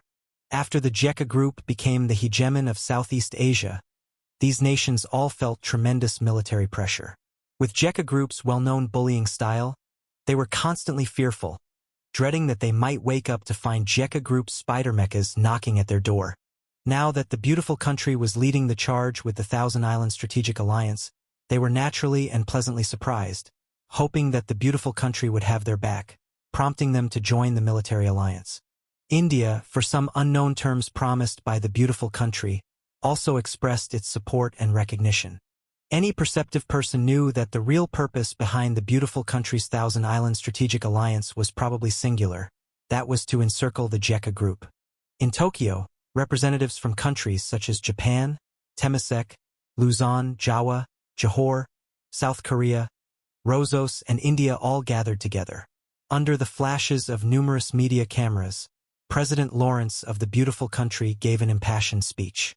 Not long ago, a brutal war just ended, and countless families and people suffered at the hands of a terrible plunder, encroachment by war and tyranny. For democracy, my beautiful country is the torch of the free world. In this darkest moment globally, we must bear the solemn responsibility to defend the freedom and order of the world.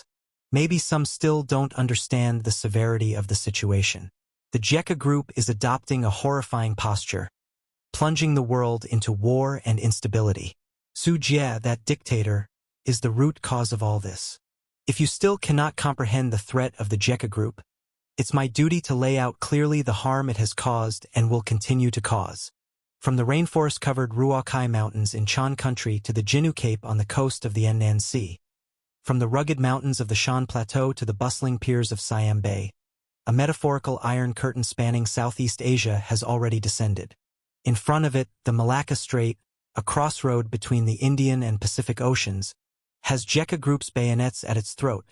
Jakarta is within the bombing range of the Magic Bird fighter jets. Indian territory could be raided by spider mechas at any moment. This equatorial land is shrouded in the shadow of war.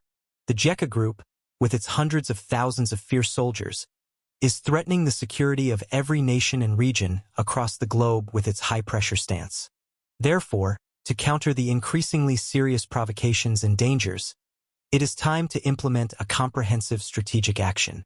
Let us unite like brothers, maintaining close military ties, jointly researching potential dangers, and constructing new fleets and island bases for the purpose of our collective security. We must ensure that in the face of this iron curtain stretching across the equator, this land's everlasting peace and freedom are preserved.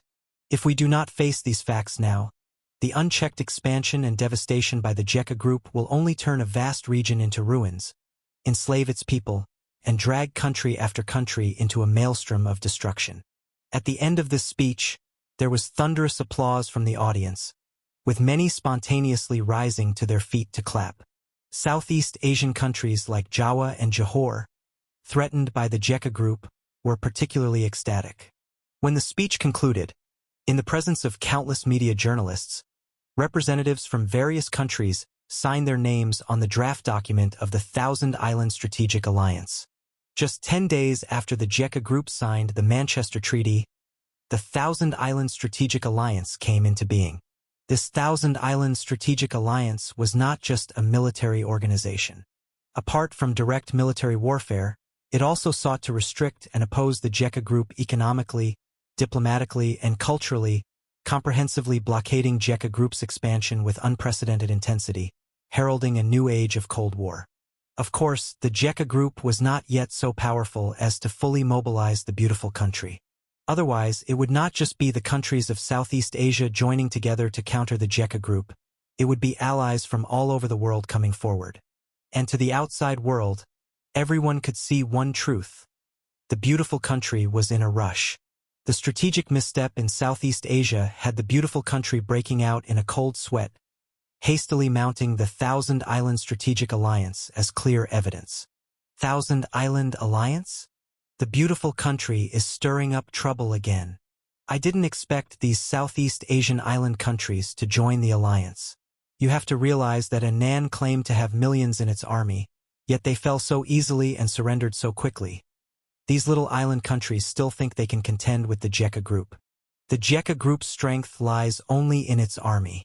Now that India is also on land with its equally massive army, and since Jekka Group's navy is subpar, relying on the Siamese and Annan navies to make a show, these island countries dare to form such factions. Conquering Siam in 46 days, Lansong in 8 days, Jinla in 3 days, and Annan in 10 days is like a new era of European warfare. These island countries definitely need to unite for self-preservation. I support the Thousand Island Alliance. The Jekka Group forced several countries into signing the Manchester Treaty through war, which is unforgivable. They're imposing their might on these 4 countries. No wonder our beautiful country sanctioned them, and rightfully so. The guy above is letting his biases show. The Jekka Group stipulated the garrisoning of troops in the Manchester Treaty. But doesn't the beautiful country also have troops stationed in other nations? What right do you have to criticize others? Is it because of your thick-skinned face? That's different. The beautiful country's troops are stationed in other countries to maintain world order and peace, whereas the Jekka Group's troops are there to disrupt order and oppress the people. It's completely different. As a citizen of India, I can't help but speak up and protest against the Jekka Group's atrocities. The poor people of Southeast Asia, they are now second-class citizens. However, with our addition to the Thousand Island Alliance, the Jekka Group will surely need to restrain itself. We Indians are not like those weak island countries. With the signing of the Manchester Treaty, netizens on the internet started to watch the drama unfold, engaging in heated debates. The emergence of the Thousand Island Strategic Alliance is mainly due to the Jekka Group's overbearing and arrogant behavior, causing neighboring countries to feel deeply uneasy about the Manchester Treaty. After all, the Jekka Group has now become the de facto overlord of Southeast Asia, so it's pretty clear where they will set their sights next. Especially for Johor, after the Jekka Group annexed the southern territories of Siam, they now border Johor, causing them to be extremely nervous. Not long before, the Jekka Group had conducted a series of purges against the Malays, and at that time Johor had spoken out in protest. But then, in the blink of an eye, the Jekka Group became the overlord of Southeast Asia, with hundreds of thousands of elite troops and strong generals sweeping through 4 countries in conquest, on their way back to their homeland. If they happened to take a dislike to Johor on their way back, leading a grand army down, Johor doesn't believe they can rely solely on their army to block the advance of the Jekka Group's mechanical army. In the past, Johor's only reliance was the fact that it is an island nation, its territory divided into east and west parts by the sea, and it did not border the Jekka Group. And as everyone knows, the Jekka Group's navy is weak and has great difficulty conducting cross-sea landing operations. But this confidence vanished as soon as the Jekka Group dominated Southeast Asia. Because the naval power of both Annan and Siam is not weak, and the combined sea alliance they form is already sufficient to impose a superiority of force over Johor. And Annan and Siam, having been soundly beaten by the Jekka Group, would likely find it difficult to refuse the Jekka Group's demands. It's not just Johor feeling anxious about their maritime security. Other Southeast Asian island countries are also worried, including Java, the most powerful nation in Southeast Asia. This largest archipelagic country in the world, whose territory spans across Asia and Oceania, composed of 17,508 islands, is known as the Country of Thousand Islands, with a population of 280 million and a GDP of $1.5 trillion. Their fragmented territory makes them very fearful of a strong navy. The only consolation is that the Java Navy is strong enough to contend with the Jekka Group-led Sea Alliance. Because of this, once news of the signing of the Manchester Treaty by the Jekka Group arrived, all the Southeast Asian countries increased their vigilance, consciously expanded their military armaments, trained new troops, and, by joining the beautiful country, found a backer to prevent the Siam tragedy from happening to them. With this military alliance, the beautiful country has already promised to provide loans for them to build more frigates, destroyers, submarines, and torpedo boats, among others, to help build a navy capable of resisting the threat of the Jekka Group. Although aware that the beautiful country is selling arms through this deal, these threatened countries have still joined en masse. But not everyone dares to mock and jeer, such as India. They joined the Thousand Island Alliance and were quite restless.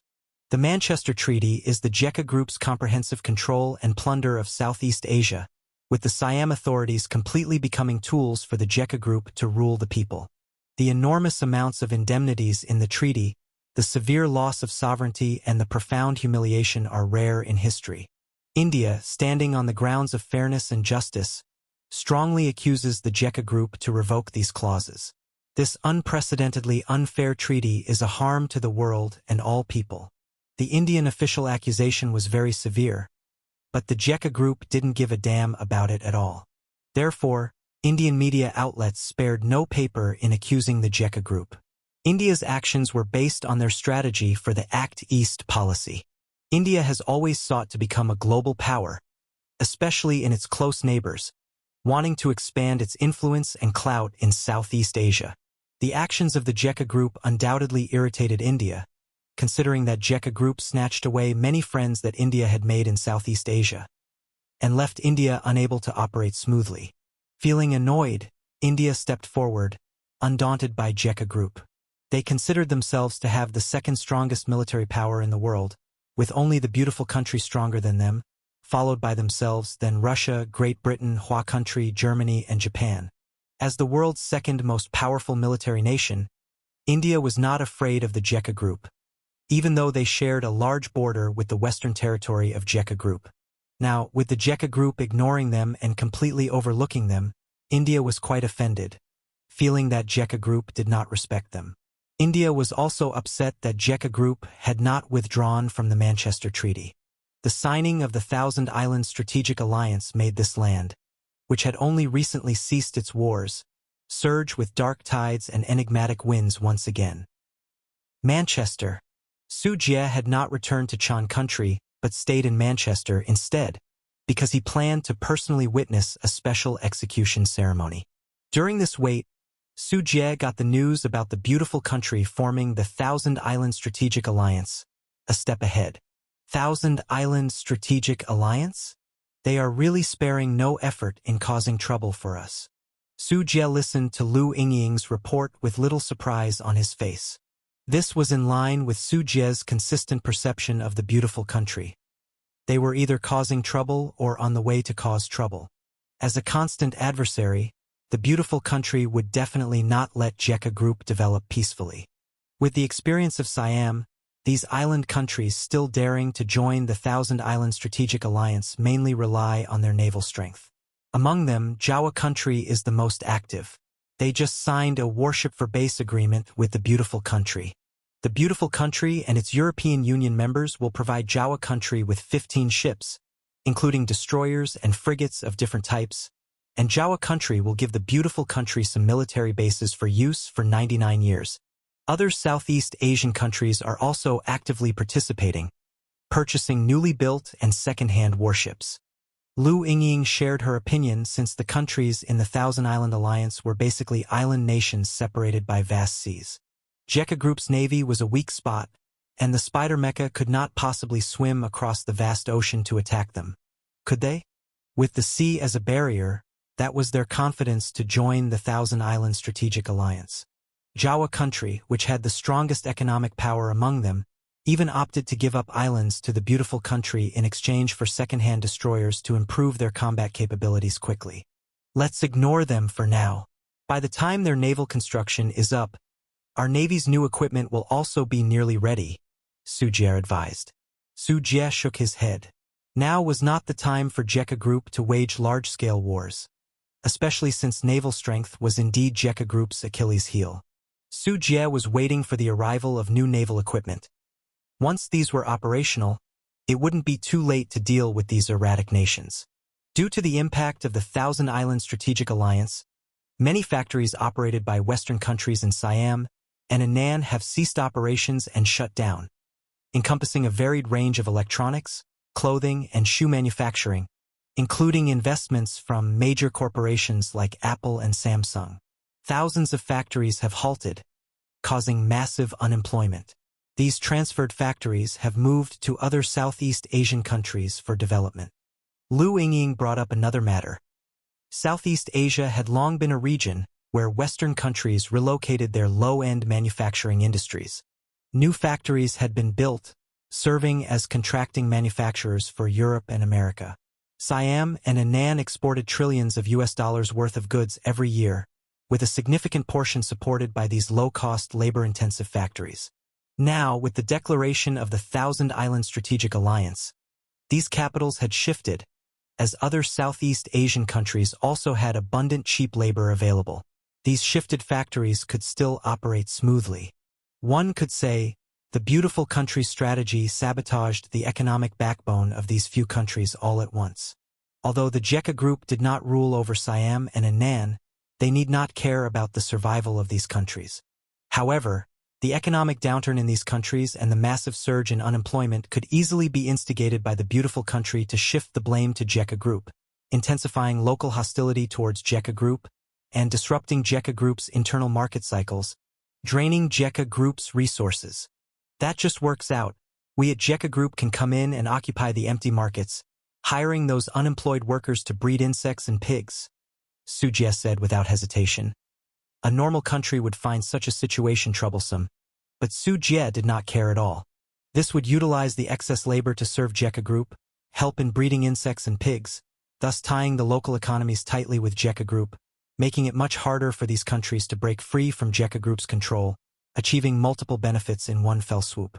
With Jekka Group's ability to attract money, combined with these countries' inherent economic vitality and self-sufficiency in food, which was not only enough for their consumption but also for substantial export, these countries wouldn't be able to cause trouble as long as Jekka Group was involved. I think so too. Let's make the arrangements then. Hold on. Come with me to watch a show first. After discussing for a while and ensuring everything was well arranged, Su Jie and Lu Yingying drove to a heavily crowded place. Today was the execution day of the former king of Siam, Puping. Jekka Group had condemned Puping for numerous offenses, and today he was to be executed. Large numbers of Jekka Group soldiers maintained order at the scene. Above them on the platform, Puping, the king, was kneeling on the ground, his body trembling and his eyes filled with fear. The crowd of onlookers was immense. Seeing the Jekka Group preparing to execute the king was a shock unmatched for Siam, a country that had always revered its monarchy. This made the citizens realize that even a king could be executed, just like an ordinary person. As a result, the authority of the monarchy was drastically undermined, allowing the Jekka Group to manipulate this puppet state more effectively. The execution was overseen by Baya, the current king of Siam, personally appointed by Su Jie. As soon as Su Jie's car stopped, Baya eagerly ran over to open the door for him. After getting out of the car, Su Jie looked up at the platform and chuckled. So you really set up a guillotine? Thoughtful of you. The execution device on the platform was an old guillotine, its side blade shiny, heavy, and sharp. Pupping insulted Mr. Su and conspired with outsiders to kill his father. Decapitation is already very merciful, Baya said. Do you have any further instructions? Just proceed with the plan. Su Jie nodded, and Baya led the way as the soldiers cleared a path for Su Jie to reach the best viewing spot. There were also journalists with cameras nearby, ready to broadcast the event on the news. This was a way to establish the authority of the Jekka Group and to show the countries of Southeast Asia the consequences of offending the Jekka Group. Su Jie had timed his arrival perfectly, and as soon as he was seated, the execution time was upon them. After Baya excused himself and went down to direct the execution, a commotion suddenly started in the crowd and people began pushing forward. Lu Yingying, startled, said instinctively, "What's going on? Is someone trying to disrupt the execution? With this setup, who would dare disrupt the execution?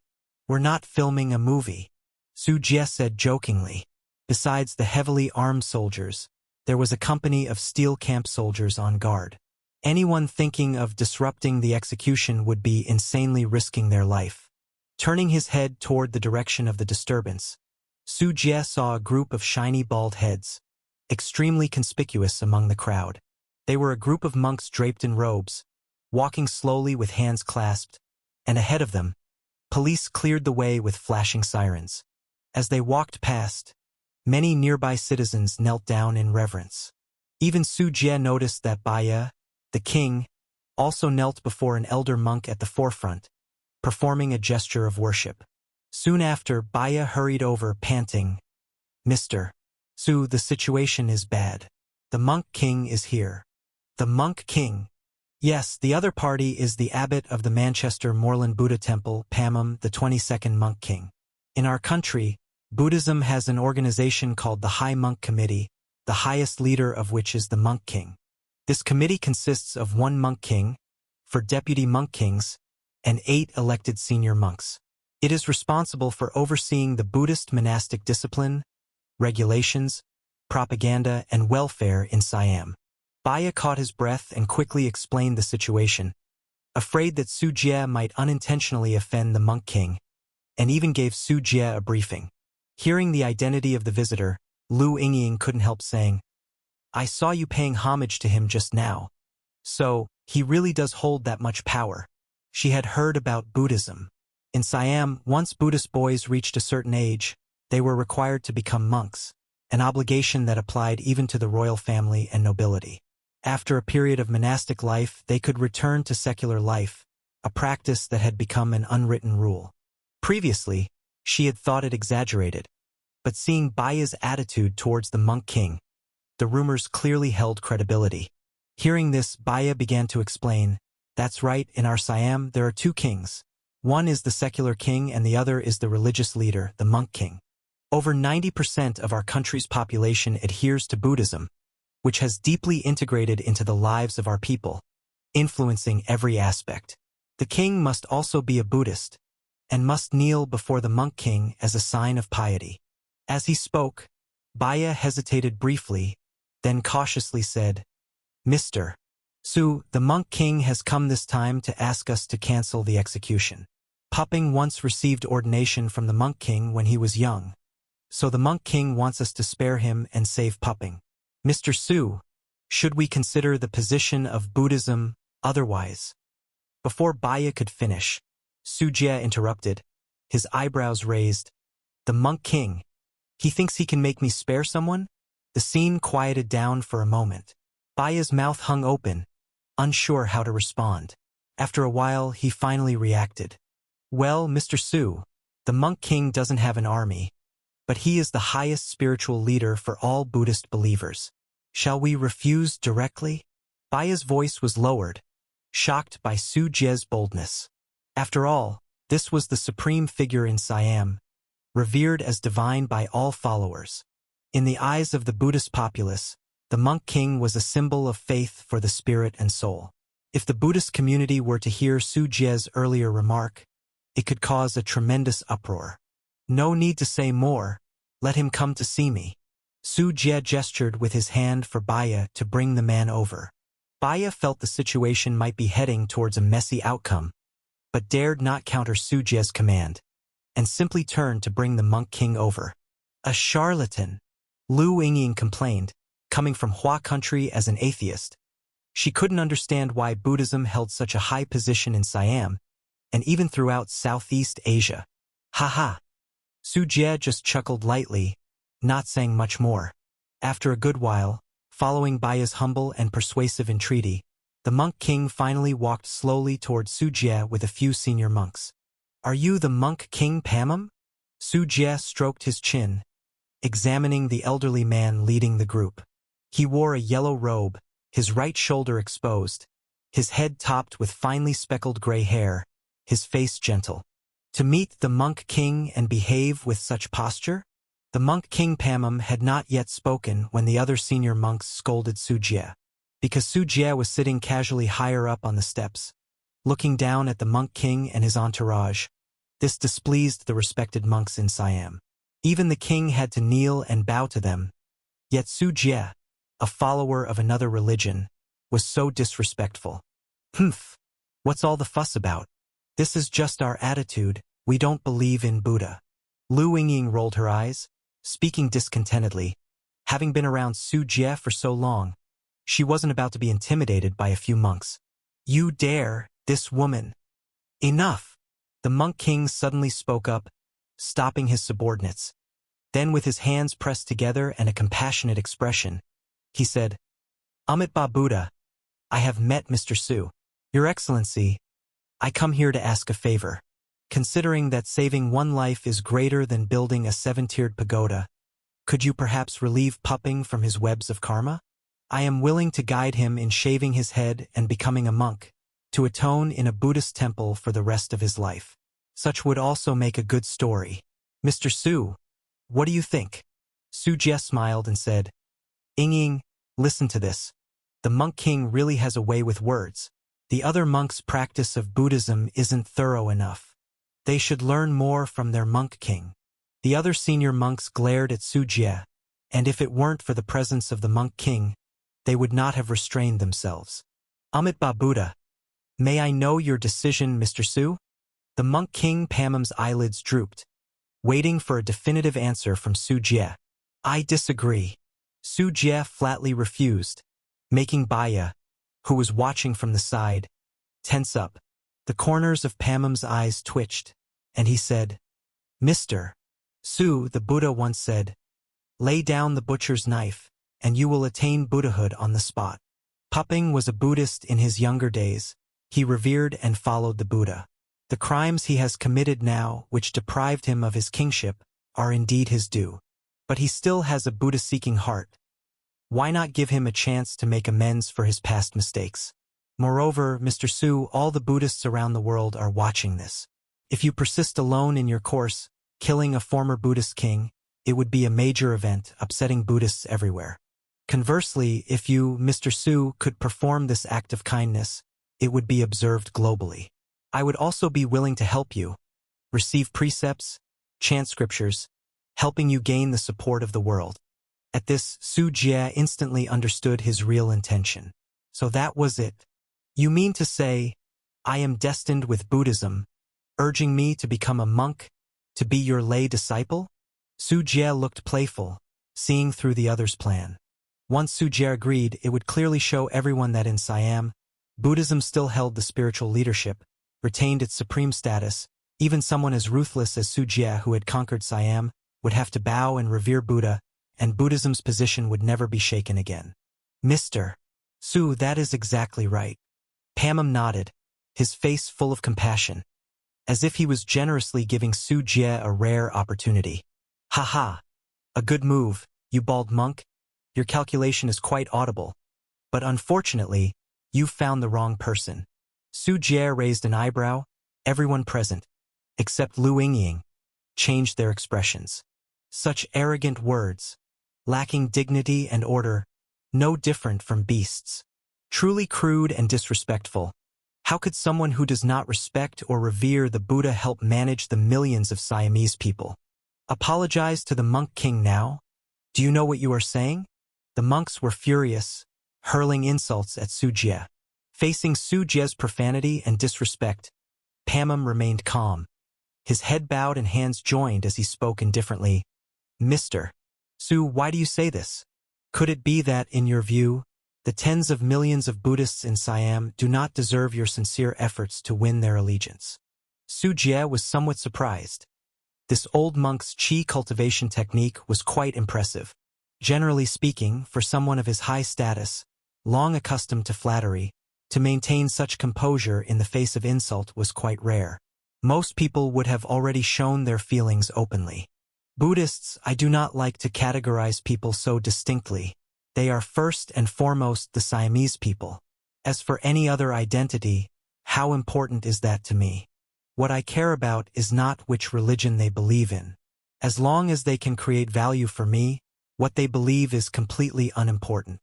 Su Jie's expression remained even, unaware that Pamum, the monk king, was still hoping to leverage his tens of millions of Buddhists, ignorant that Su Jie considered it all worthless. While speaking, Su Jie gestured for Baya to come over and then said directly, Our Jekka group came to Siam not to follow any damn Buddhist rules. When the local sects here can't help us manage the people, it's simple. We replace their so-called spiritual leader, or even abolish their beliefs. At these words, nearby monks changed color, including the hitherto composed Pamum, whose eyes showed disbelief. What was this man saying? Behind him stood nearly all the Siamese people, and yet he dared to openly speak of abolishing Buddhism. Baya, you are the king of Siam. Tell me, should I abolish Buddhism? Su Jie patted Baya's shoulder, asking with a seemingly kind smile. However, this statement, in Baya's eyes, was not kind at all but rather a demonic sneer that made his skin crawl. He knew Su Jie was bold, but he had not anticipated such audacity, to openly discuss abolishing Buddhism, the long-standing faith of Siam, and to do so in front of the monk king, the spiritual leader revered by the people. I. Baya swallowed nervously. One was a Buddhist monk king, a mythologized spiritual leader of the Siamese people, and the other a tyrant who had conquered Siam by force. For Baya, it was a difficult choice to make. Amitba, Baya, as the king of Siam, the Buddhist followers are waiting for your stance. Pamum's gaze turned colder. He had seen Su Jie's resolute attitude. Originally, Pamum thought Su Jie would kowtow to please Siam's Buddhism to ensure the high position of Buddhism in Siam by sparing pupping. But Su Jie's words completely dispelled such thoughts in Pamum's heart. This man was even tougher than Pamum had imagined, not thinking twice about their religion. Baya's eyes struggled. Buddhism held such a high status in Siam that 90% of the people were followers. The monk king expressing dissatisfaction could shake the very throne. Su Jie did not say much more, as Baya's opinion did not matter much to him. Baya, you should remember how you came to power, Lu Yingying added coldly from the side, frightening Baya with a chill. Seeing Su Jie's seemingly gentle smile, a deep chill engulfed him. Suddenly realizing the man before him could determine his life and death. If he did not agree, Su Jie could easily replace him. No doubt his royal brothers would be willing to step over him to ascend. And now the example of Puping's fate was before him. If he were unwilling to stand with Su Jie, he might not merely face an unstable throne but lose his head. With this thought, Baya immediately made his decision. He turned and ordered the executioners. What are you waiting for? The time for the execution has come. I declare to execute Puping, a prisoner guilty of war crimes, national endangerment, espionage, treason, and a total of 25 counts of heinous crimes, by beheading immediately. Upon hearing this, the high monks were all stunned. They looked at Baya incredulously. The king showed no respect to them. The monk king Pamum's expression darkened, his voice growing louder. Amitba, please reconsider, Your Majesty. The offender is your brother. Buddha said, turning back is the shore. Considering you have not yet caused great disaster, it is not too late to stop now. I will personally take Puping to the Buddhist temple to shave his head, become a monk, and repent for the rest of his life. Below the high platform, the bustling Siamese people stirred as they heard the monk king's words, echoing their support through actions. Release him! Release him! Release him. The monk king has spoken. Why do you still want to kill and behead? Although I also dislike Puping as the king, if the monk king is willing to forgive him, surely Buddhism can reform him. Hurry up and release him. The restless crowd kept pushing forward, and even the police who had escorted the monks joined in the outcry, along with government officials, showcasing the high esteem in which monk King Pamum was held in Siam. Mr. Su, as you can see, this is the faithful belief of all Buddhists worldwide. Hand over Puping to me, and I will handle him properly.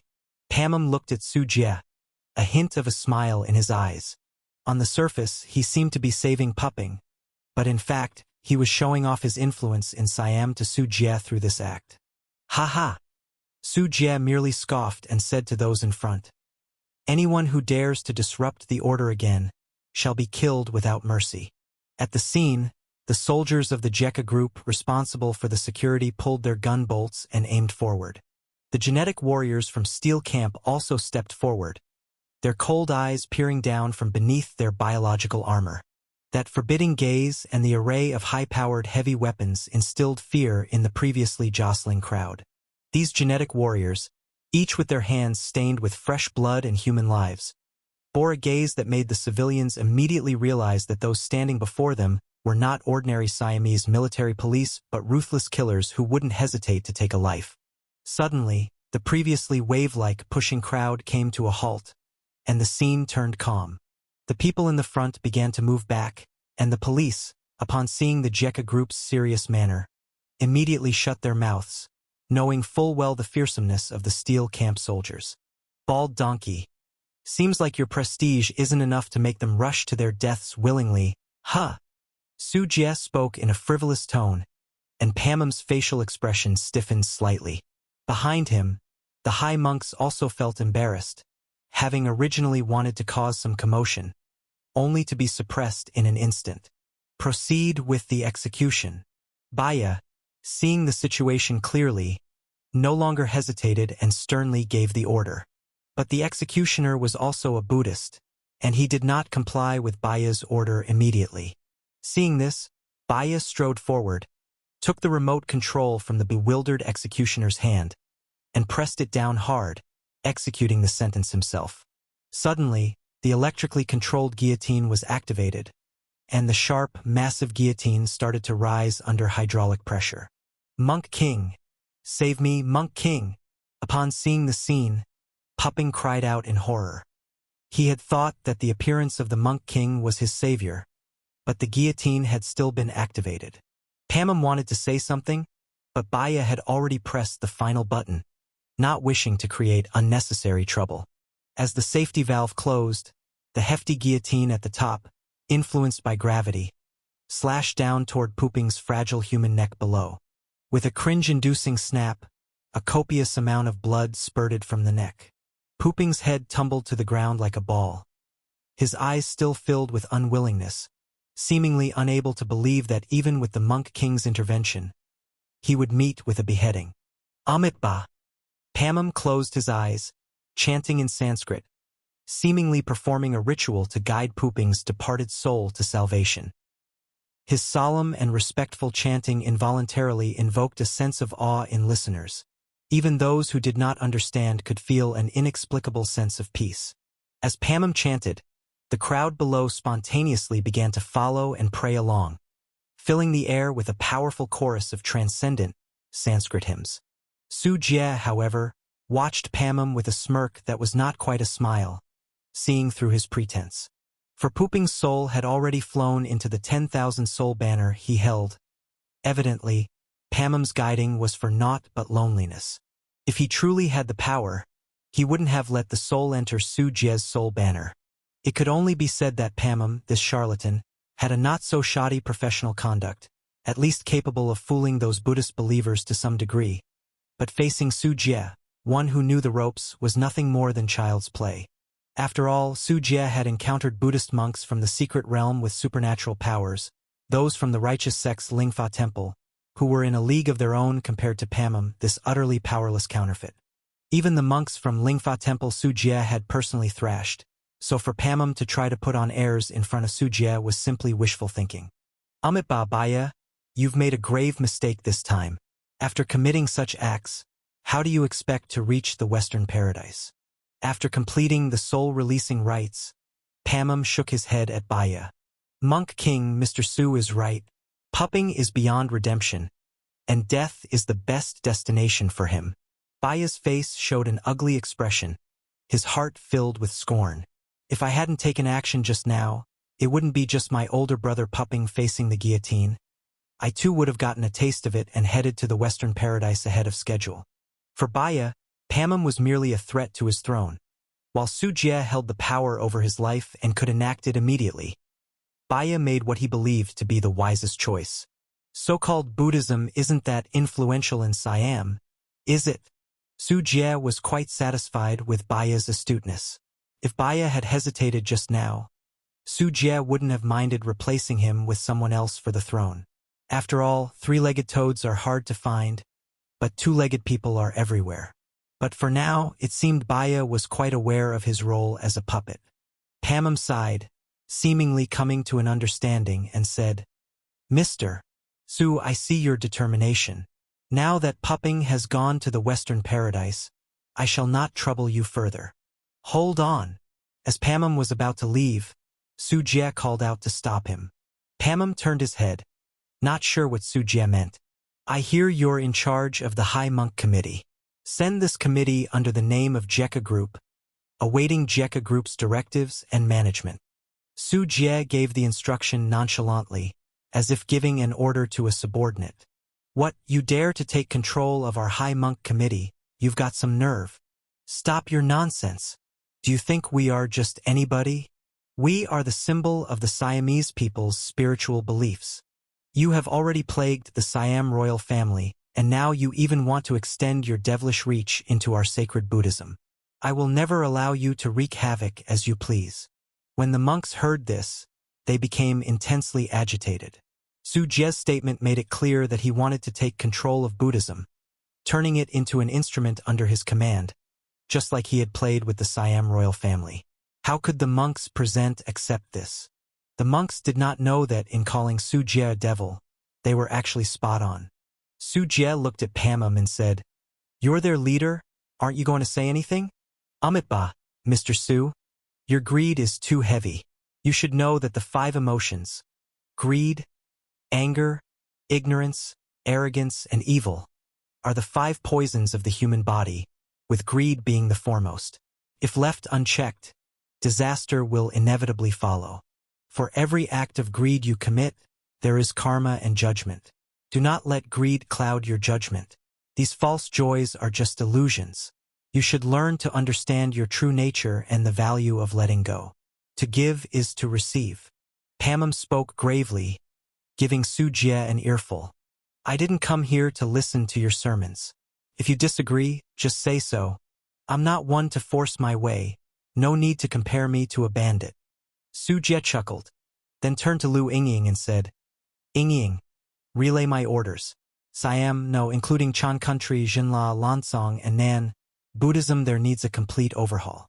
Our Jekka Group will take it upon ourselves to purge the internal maladies within their Buddhism, teaching them how to coexist with Jekka Group. Lu Yingying understood Su Jie's intentions and immediately picked up her phone to start organizing people. Mr. Su, do you really intend to carry out such a bandit's deed? Cease this at once.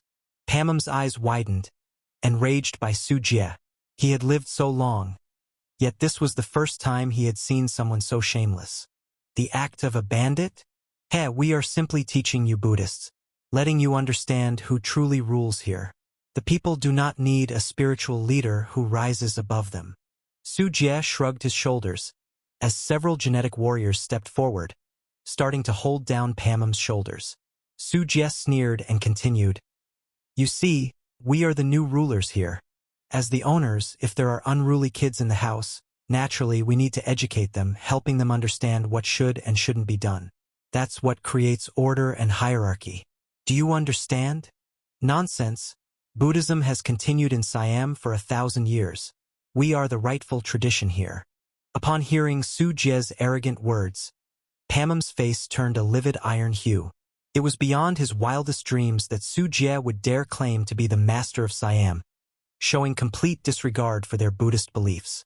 No matter, as I just said, I will personally teach you to understand the order of hierarchy. Su Jie waved his hand, and the genetic warriors stepped forward, surrounding the group of monks. What are you doing? Seeing these 3-meter-tall iron cans approach, their fierce and malevolent aura made the monks' legs tremble. Take a trip back to your old home. Su Jie turned his head towards Baya and asked, You know where their Buddhist temple is, right? Lead the way. I want to see if their Buddhist sect is really as pure as they claim. Baya shuddered, knowing Su Jie had murderous intentions. At this moment, he dared not defy Su Jie's words and said stiffly, I know where it is. I can lead the way. Lu Yingying also came over at this point and said to Su Jie, Everything is arranged. The troops are on their way. Please, everyone. Your Buddhist practices are so profound. I shall take this opportunity to learn. Su Jie looked at Pamum, a playful smile on his face. As soon as he finished speaking, the genetic warriors moved, escorting the monks away. Some monks, weak-kneed, were so frightened they could hardly walk. The genetic warriors simply picked them up with one hand and forcefully led them away. You will regret this. All the Buddhists in Siam will rise against your cruel rule here because of your offensive actions today. Pamum, no longer maintaining his composure, being escorted by the genetic warriors, could only rage impotently at Su Jie. As the monks were taken down, the bystanders immediately became angry, starting to shout loudly. How dare you newcomers disrespect the Monk King like this? Release the Monk King immediately. Monk King, I am coming to rescue you. Charge. The Monk King is being threatened by the Jekka group. These thugs. Rescue the Monk King. The bystanders were shouting, and just as they were about to step forward, the rumbling sound of engines came from afar. Following the tracks rolling over the streets, armored vehicles and tanks appeared in sight. Fully armed soldiers jumped out from the armored carriers and rushed over here. Subsequently, more than 10 spider mech also appeared in the streets. The presence of these giant war machines splashed a cold bucket of water over the heated atmosphere, instantly calming it down. Because of the recent occupation, the Jekka group still had troops stationed in Manchester. These troops had all received orders to come over and provide support. Seeing these soldiers and war machines appear, Pamum and the other monks began to sweat profusely, realizing the seriousness of the situation. These rogues appeared unreasonable. Commander Su. Hao Guang emerged from a spider mecha, quickly jumped down and came up to Su Jie. Walk with me. Let's see what these shaven heads are really about. Su Jie gestured and stepped into an armored command vehicle along with Lu Yingying. The other monks were also forced onto military vehicles. Baya led the way at the front. The troops turned around and left swiftly and efficiently. After the troops had left, the bystanders who had been stunned finally came to their senses. Many people were in disarray, and some took out their smartphones to post about the incident online. Quickly, this incident stirred a huge uproar on the Siamese internet, more severe than the incident where Pupping was beheaded. Because although a king can often be replaced, the position of Buddhism in the hearts of Siamese people is far greater than that of a king. Learning of Jekka group's reckless act, many devout Buddhist followers began to take spontaneous action, aiming to rescue their supremely revered monk king. An hour later, Su Jie looked toward the cluster of Buddhist buildings that had appeared ahead. It was Moran Temple, where the monk king Pamum resided, the largest cluster of Buddhist buildings in all of Siam. From afar, one could see the grandeur and magnificence of the temple architecture, gleaming with gold. Mr. Su, this is the Buddhist temple where monk king Pamum resides. Baya hurried to Su Jie's side, cautiously reporting. Bring down those monks. Let's admire this temple. I've heard that Siam is the country of 1,000 Buddhas. I haven't properly visited any temple since I've been here. Let's start with this one. Su Jie raised an eyebrow and began walking towards the temple. I'm afraid this place might not be very fun for us. Lu Yingying commented apprehensively as she looked at the terrified and enraged monks being led away, walking beside Su Jie. No, there are many interesting things here. With a sweep of his divine sense, Su Jie discovered quite a few things within the temple. As they spoke, Su Jie had reached the majestic entrance of the Moran temple. A few young novice monks were initially greeting the devotees coming to offer incense but quickly ran inside to report the situation upon seeing a large group of soldiers stopping in front of the door. When Su Jie walked up the steps and just crossed the threshold, a group of monks also came out to face them. "This is a Buddhist holy land. Please refrain from entering with weapons. Otherwise, the Buddha will blame us." "Ah, brother, how could you?" The leading monk was speaking when he suddenly saw Pamum being brought in, completely stunned, and so were the monks behind him, their eyes wide as they saw their respected monk king being escorted like a prisoner. "Buddhist holy land. I doubt that. Search the place," commanded Su Jie as he gestured grandly. A soldier instantly entered in single file, forcibly entering the temple. Some monks tried to resist, but they were no match for the soldiers who pushed them aside. The genetic warriors, grabbing a monk with each arm, threw them to the sides, causing them to yelp in pain. Seeing this, the remaining monks immediately stopped in their tracks, daring not to obstruct any further. "Amitabha, what you are doing is utterly sinful, and both the Buddha and devotees worldwide can see it. You." Pamum trembled with rage, looking at the soldiers ransacking the temple, veins throbbing on his forehead as he lost his calm and started yelling fiercely. "Enough with the nonsense. With the temple so splendidly golden, I want to know if it's as good inside as it appears to be on the outside, worthy of the Siamese people's devotion." While speaking, Su Jie started touring the temple complex under Baya's lead. The interior of the temple complex was equally majestic, with the exterior painted golden, dazzling everywhere. The interior was decorated luxuriously with lifelike dragon and phoenix reliefs, and the whole temple was filled with golden Buddha statues, overwhelming to the eye. "Commander Su, we have found a secret room," reported a soldier from the Jekka group briskly, leaning over to whisper to Su Jie. "Let's go take a look," said Su Jie, ending his tour and leading Pamum and a group of people to a side temple in the back courtyard. As they approached, Pamum and the senior monks began to sweat profusely and drag their feet. Pamum couldn't hold back any longer and roared, "Stop right there! You dare to trespass everywhere. The area ahead is the quiet temple. Only sincere devotees may enter. Leave immediately, or the Buddha will curse you with death and misfortune." "The more you say that, the more I want to see what's inside," Su Jie said with a faint smile, as the genetic warriors directly grabbed the hesitating monks and forced them into the temple. Upon entering the side hall, the initial sight was a Buddha statue with a secret mechanism underneath, which soldiers had already blown open with explosives, revealing stairs leading downward. A mechanical secret passage? Is it worth such caution? Perhaps it contains your Buddhism's true scriptures. Su Jie mocked as several soldiers cleared the debris at the entrance. Then the group descended the stairway. The space at the bottom of the stairs was enormous, with modern lights decorating both sides. Going further down, what appeared before Su Jie and the others was a series of large cells. In these cells, some women, completely naked, were curled up in the corners. Hearing the commotion, they reacted defensively, clutching their knees and curling into tight balls, fear evident on their faces. "Ah!" Lu Yingying was incredulous at the sight. In the cells, some women had bruises, burns, and signs of beatings among various injuries. Many wore dazed expressions as if driven mad, clearly having undergone indescribable torment. These women, goodness, and you dare call yourselves highly virtuous monks while committing such acts in secret. To call this a Buddhist holy land? It's clearly just a den for hiding filth. Lu Yingying was genuinely furious. As a woman, she could empathize deeply with the feelings of those imprisoned women, the torment of never seeing daylight again, the sheer despair. You bald monks play too lustfully. The ground above is the Buddhist holy land filled with the devout's offerings, and below it is the demon cave for your enjoyment.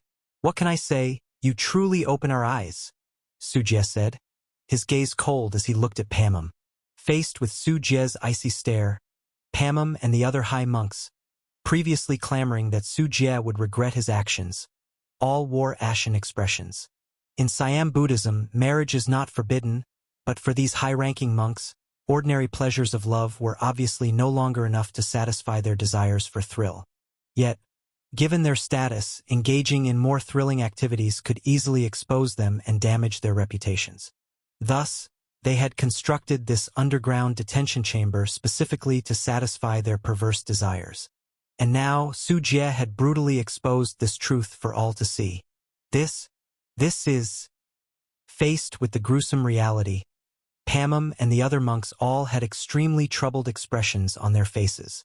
All the secrets they had so carefully concealed were revealed, and their painstakingly curated image crumbled entirely. Commander Su, there's more to be found over here.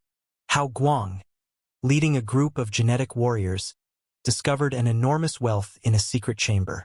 Walking forward, Su Jie saw densely packed gold and jewels, thousands of gold bars, weighing tons and various other forms of gold jewelry, diamonds, antiques, and gemstones. There were also those precious pure gold Buddha statues, crowns, small elephants, and more. Just these were highly valuable, not to mention the stockholding documents, a large number of property deeds and commercial land deeds, including luxury properties domestic and abroad, which were incredibly valuable. One could imagine just how much money these revered monks had garnered. Su Jie casually picked up a land deed, noting it was for a fine rice paddy, measured in tens of thousands of hectares. I really underestimated you guys. Not only do you know how to play, but your money-making tactics are nothing less than impressive. Doesn't your Buddhism preach about the emptiness of materialism? How do you explain all this then?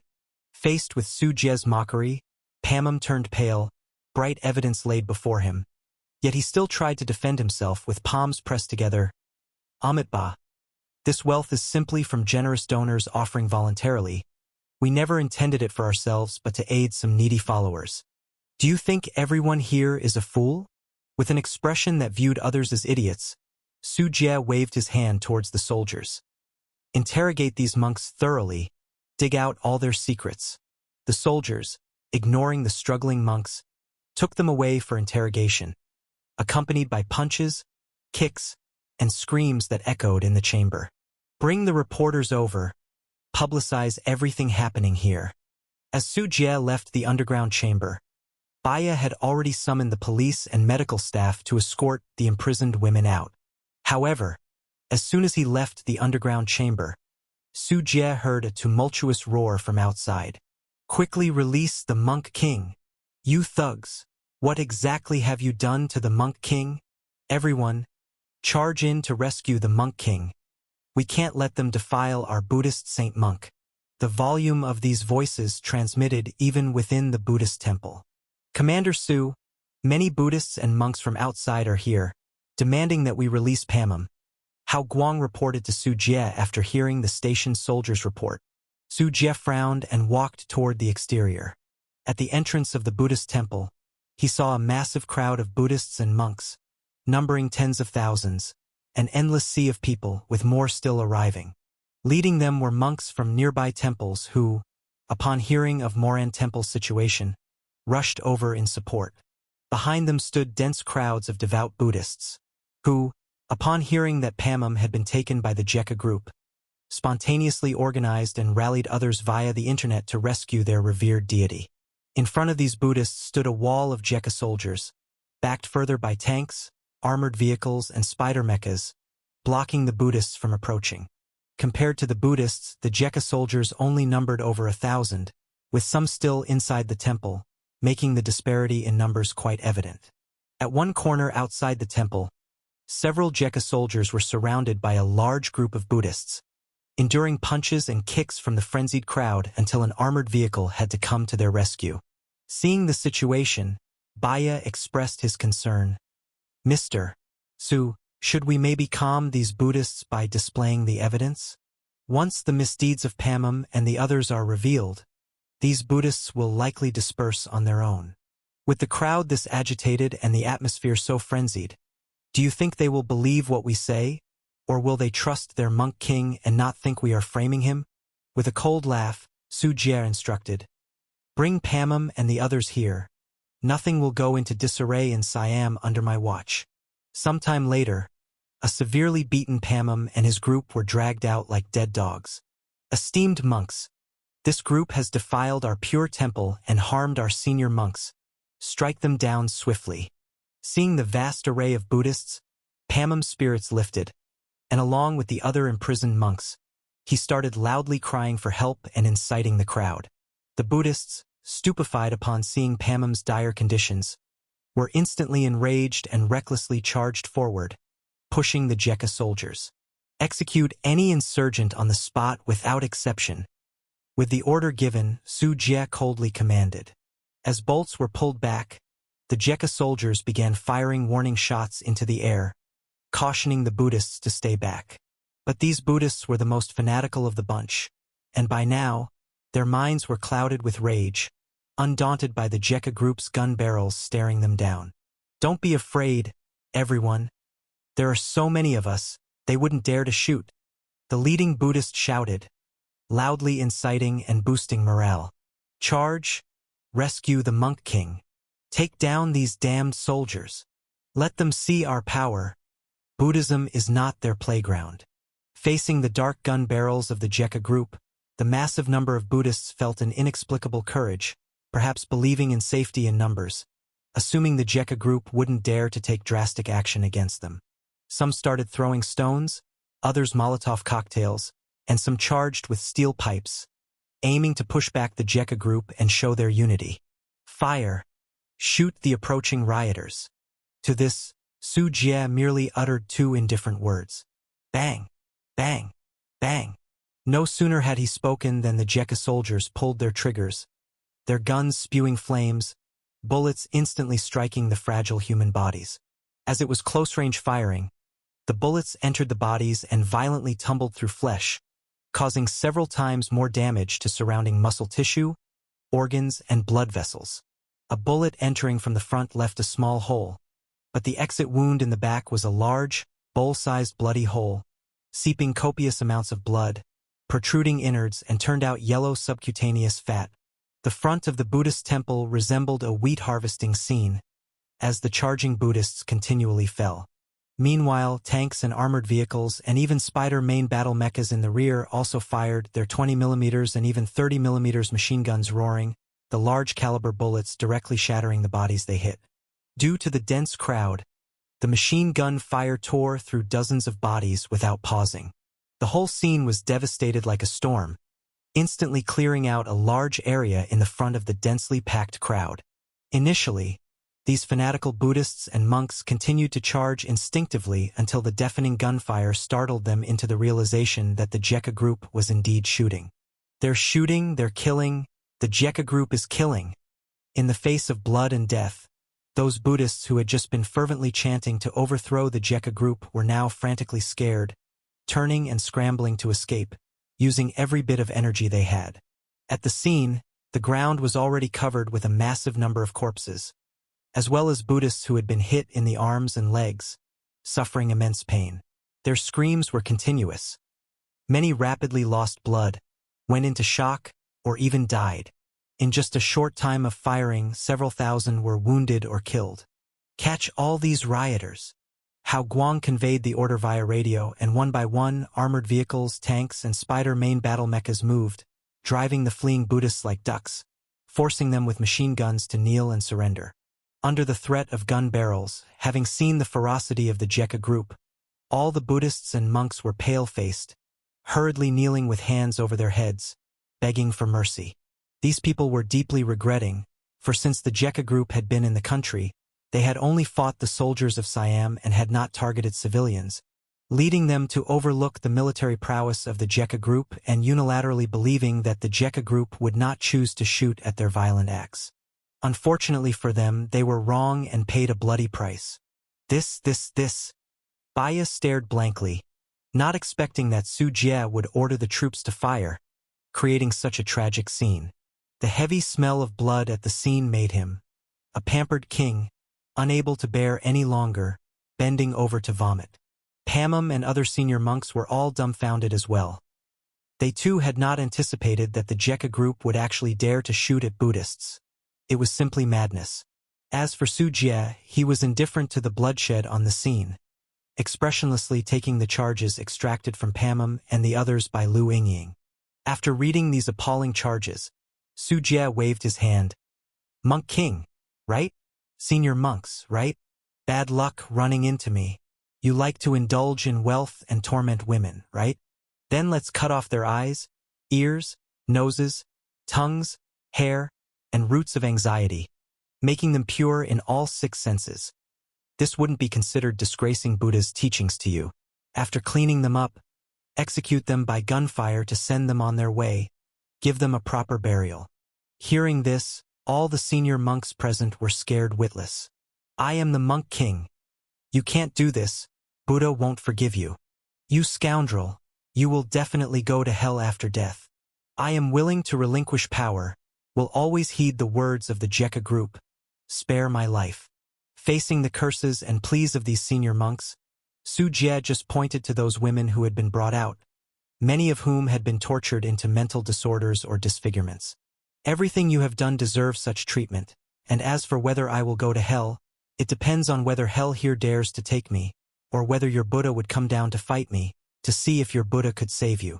Su Jie's voice was cold, and these blasphemous remarks towards Buddha appeared extremely arrogant and brutal in the eyes of these senior monks.